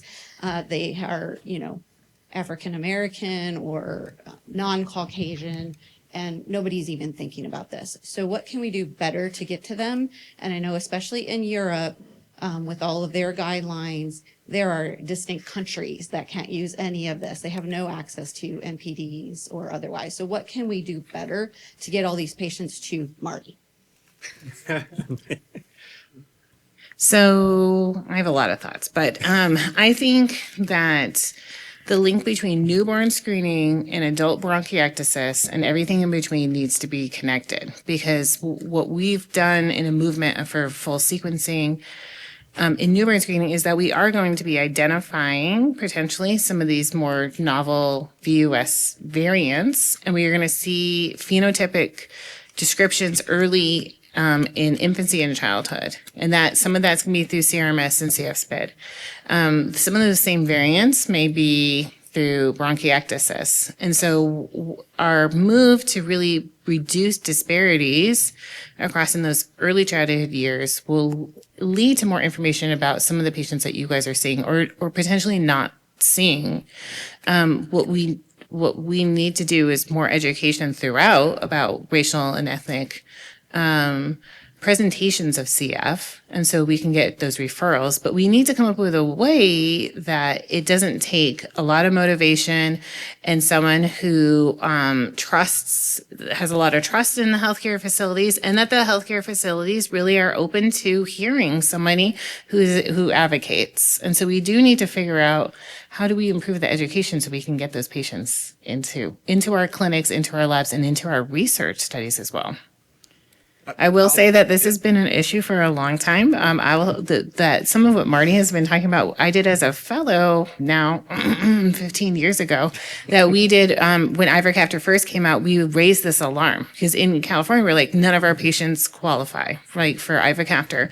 So we said, we're just going to skip these variants. And we just started with by phenotype. So we did anybody with residual function, we gave ivacaftor to, and placebo, plus we did their cells and studied it. But there needs to be some real move towards getting these patients access. I mean, if I may, I mean, it's a great question. It's a really important question. And of course, it's a challenging one to answer succinctly because there are many different barriers to this, of course. So, in Europe, there's been a huge amount of work around education, but ensuring that there's funding for sweat testing in some of the countries that historically haven't had it. Mostly it's about education, but infrastructure, resource, and ensuring, though, that the messages are out there that cystic fibrosis is, and CFTR-related disorder can be diagnosed across all these different ethnicities and all these different geographical barriers. So the ECFS has got programs doing this. The ECFS Patient Registry has got programs doing this to try to ensure that education and resource is there, but there's still a huge amount of work to do. I mean, even in the UK, even in London, I've had a case similar to the one that you presented, a black gentleman who was basically diagnosed with inflammatory bowel disease and given every single inflammatory bowel disease under the sun, but actually he had pancreatic insufficient cystic fibrosis, and it took 25 years, or I think even more than that, to realize that. And that's the problem. So it's better education across the board. Maybe I was just going to comment? make one comment from the adult side.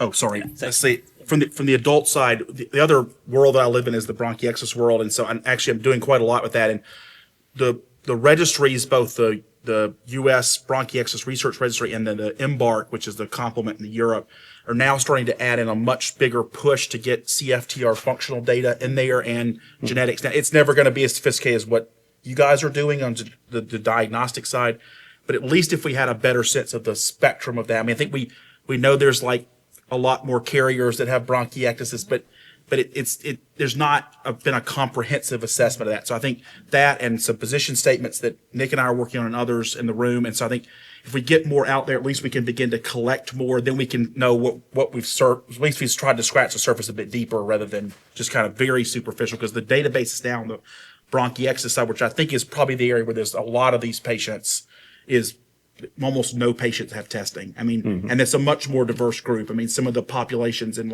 California and Southwest are 50% Hispanic in that registry, for instance. So there would be an area we could figure that out better because it's a more diverse population, perhaps. That's great. Next question from the floor. Yeah, hi, thanks for this great talk, Scott. Greg Sawicki, Boston. This is a related question, and I think it's related to resources, but also about just the cost of doing all this testing. Newborn screening, genetic testing, all incurs some cost. And in particularly the newborn screening programs, I have to applaud the many people in this room that work to really put forth the new guidelines. But obviously, states changing policy is going to incur costs at a public health level.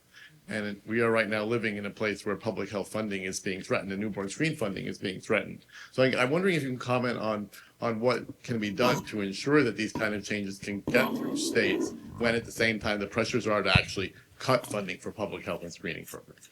Yeah, that's a great question. And I think that was when we started discussing about really advancing sequencing and newborn screening, this was our everybody's initial response is, you guys are crazy, that's so expensive. And one of the things that you may or may not know is that the CF Foundation is funding both Wisconsin and New York to do sequencing for any state that would want it. And one of the things that's really expensive about sequencing is how many samples you have. So, one tech, if you only have a couple of samples, the cost goes way up. Also, older variant panel technology is still quite expensive. And Marcy Sontag did a great presentation the other day that really balanced out the costs for both sequencing versus panels, with large state, small state, plus all the costs of like the evaluation, sweat tests, and follow-up. And it's actually cheaper for states to switch to sequencing if they're going through the resource center. So right now, it's only $100 per sample to go through the full sequencing through these resource centers, where many panels or sequencing on your own is much more expensive. So it's actually cost effective. So. Thank you. We're going to take a question from online real quick. So this question is for Dr. McGarry. What do you do for neonates in the NICU that have had positive newborn screen until they have a sweat? For example, reverse isolation, airway clearance, albuterol, salt supplementation, vitamins, et cetera. Yeah, so it depends on what symptoms they have. So this is a situation where it would be really nice to get your sequencing done. Because then you can either go full force on some of those items or stop it. So vitamin levels, you can check vitamin levels and then decide whether you need to supplement. If you're worried about enzymes, you can send fecal elastase in the NICU, and if they are pancreatic deficient, great. That's more information for both diagnosis, and then you can do treatment. For the isolation piece, typically I have not recommended to start them on an isolation. I've had one case where I've done that back in California because the room next door was a mom with CF who had a baby born. And that baby was in the NICU, and then she was in the NICU, and then next door I had like a positive newborn screen.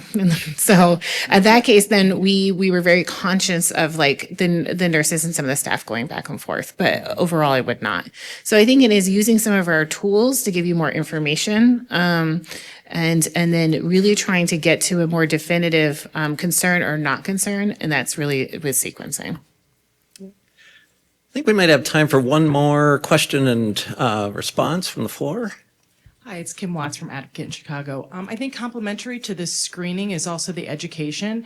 And I believe that the onus is on the CF community to expand our education. So my question is, what is the CF community or the CF Foundation doing to reach out to pediatricians, genetic counselors, and OBs? I can't tell you how many horror stories I have from outlying community hospitals where information's outdated by not 2 years, but 20 years that have led to adverse outcomes. And I think we really need to expand our educational opportunities. 100%, 1,000% agree. So some of it, I put it all out to you that in your institutions, please be giving lectures and reaching out to your counterparts in your own institution. The CF Foundation are funding us, back to Marcy Sontag in the back, where we are doing webinars. So we recently just did a webinar on NICU, this whole issue about newborn screening in the NICU. We invited and had OBGYNs with it. There is continued work that we're trying to do to address needs. So please email us if there is something that you definitely feel like there's a need. But this is going to be a huge issue. It's going to take all of us in many different forms and fashion, CME, articles, speaking at conferences, one-on-one speakings, and then like grand rounds to really turn this tide around to get information that's accurate. I'll just weigh in with two additional comments. So for those of us that were at the QIC meeting, which is a newborn screening focused meeting prior to the start of the conference, we heard from a grant awardee who has been working on education of general pediatricians affiliated or near the Philadelphia area in her hospital. And it was phenomenal. It was this outreach program. They kind of did assessment of knowledge before and after. And so I'm really hoping that, and that was Dr. Shenoy, I'm really hoping that that is successful and could potentially be then applied elsewhere, because it was a really nice way to target pediatricians. The other thing that I'll mention is that with funding from the CF Foundation, Eleanor Langfelder-Schwind and I have, and with Dr. Richard Parad, have funding to establish a genetic counseling program that's accessible via telehealth. And as part of that, we have a training module, a training program of multiple modules that is geared toward genetic counselors who already know how to be genetic counselors, but they don't have CF expertise. So right now, that training program is only available to the people that are affiliated with our grant, but we are hoping that in the future that could be made more widely available. I've already talked to some centers who are like, oh, we have a genetic counselor at our institution. They don't know anything about CF, but they need to, right? Because they're going to see some of these referrals. They're going to have to answer questions. And so that's another initiative that's in the works for the future. Maybe in the last 2 minutes, I'll take the prerogative for one. A loaded question. So I've had a number of referrals, CBAVD, question cystic fibrosis. And a lot of these have ended up CFTR-related disorder or not. And one case really came to mind during this discussion. How do we explain to patients the concept of evolution, right, in CFTR-related disorder? I said I know we don't have time, but my genes don't change, do they? That's what they asked me, and I sat there dumbfounded. No, genes don't change unless you wear a different pair the next day. There you go. See what you did Easy. I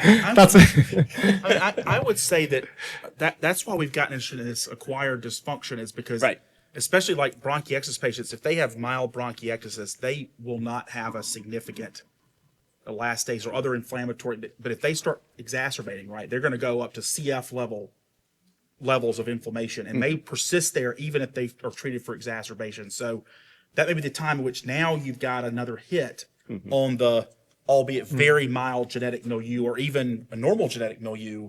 And then now you're having a hit that's got them further and further into that. And so I think that is definitely an evolution we have seen with some patients that we've initially nothing and then they've gotten sicker. Now they've got, and that smoking's the same thing. So I think those are areas that we need to look at, especially in the adults. That's probably where we get more of that acquiring those dysfunctions. So yeah, I mean, I was just going to add, though, I think the problem is we just don't really know, do we, how much evolution there is in some of these borderline cases, VCCs, R17H7T, delta F.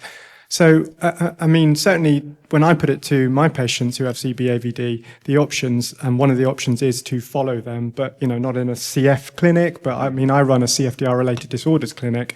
It's, once a year follow-up, less intensive, but there is a level of risk. There is a susceptibility. They have access. That's their choice. 99% of the time, they're actually okay with that. So, this kind of grappling with uncertainty, yes, there is a level of uncertainty, but if there's some framework around that, and then that gives us the ability to follow them long term so we better understand it in the long term, then I think that's the right way. I don't know if that works in everyone's healthcare systems, but certainly that's what we've been advocating and the guidelines advocate. It's great. I can say acquired dysfunction might be the reason. So great. Let's give a big round of applause to our speakers. Thank you.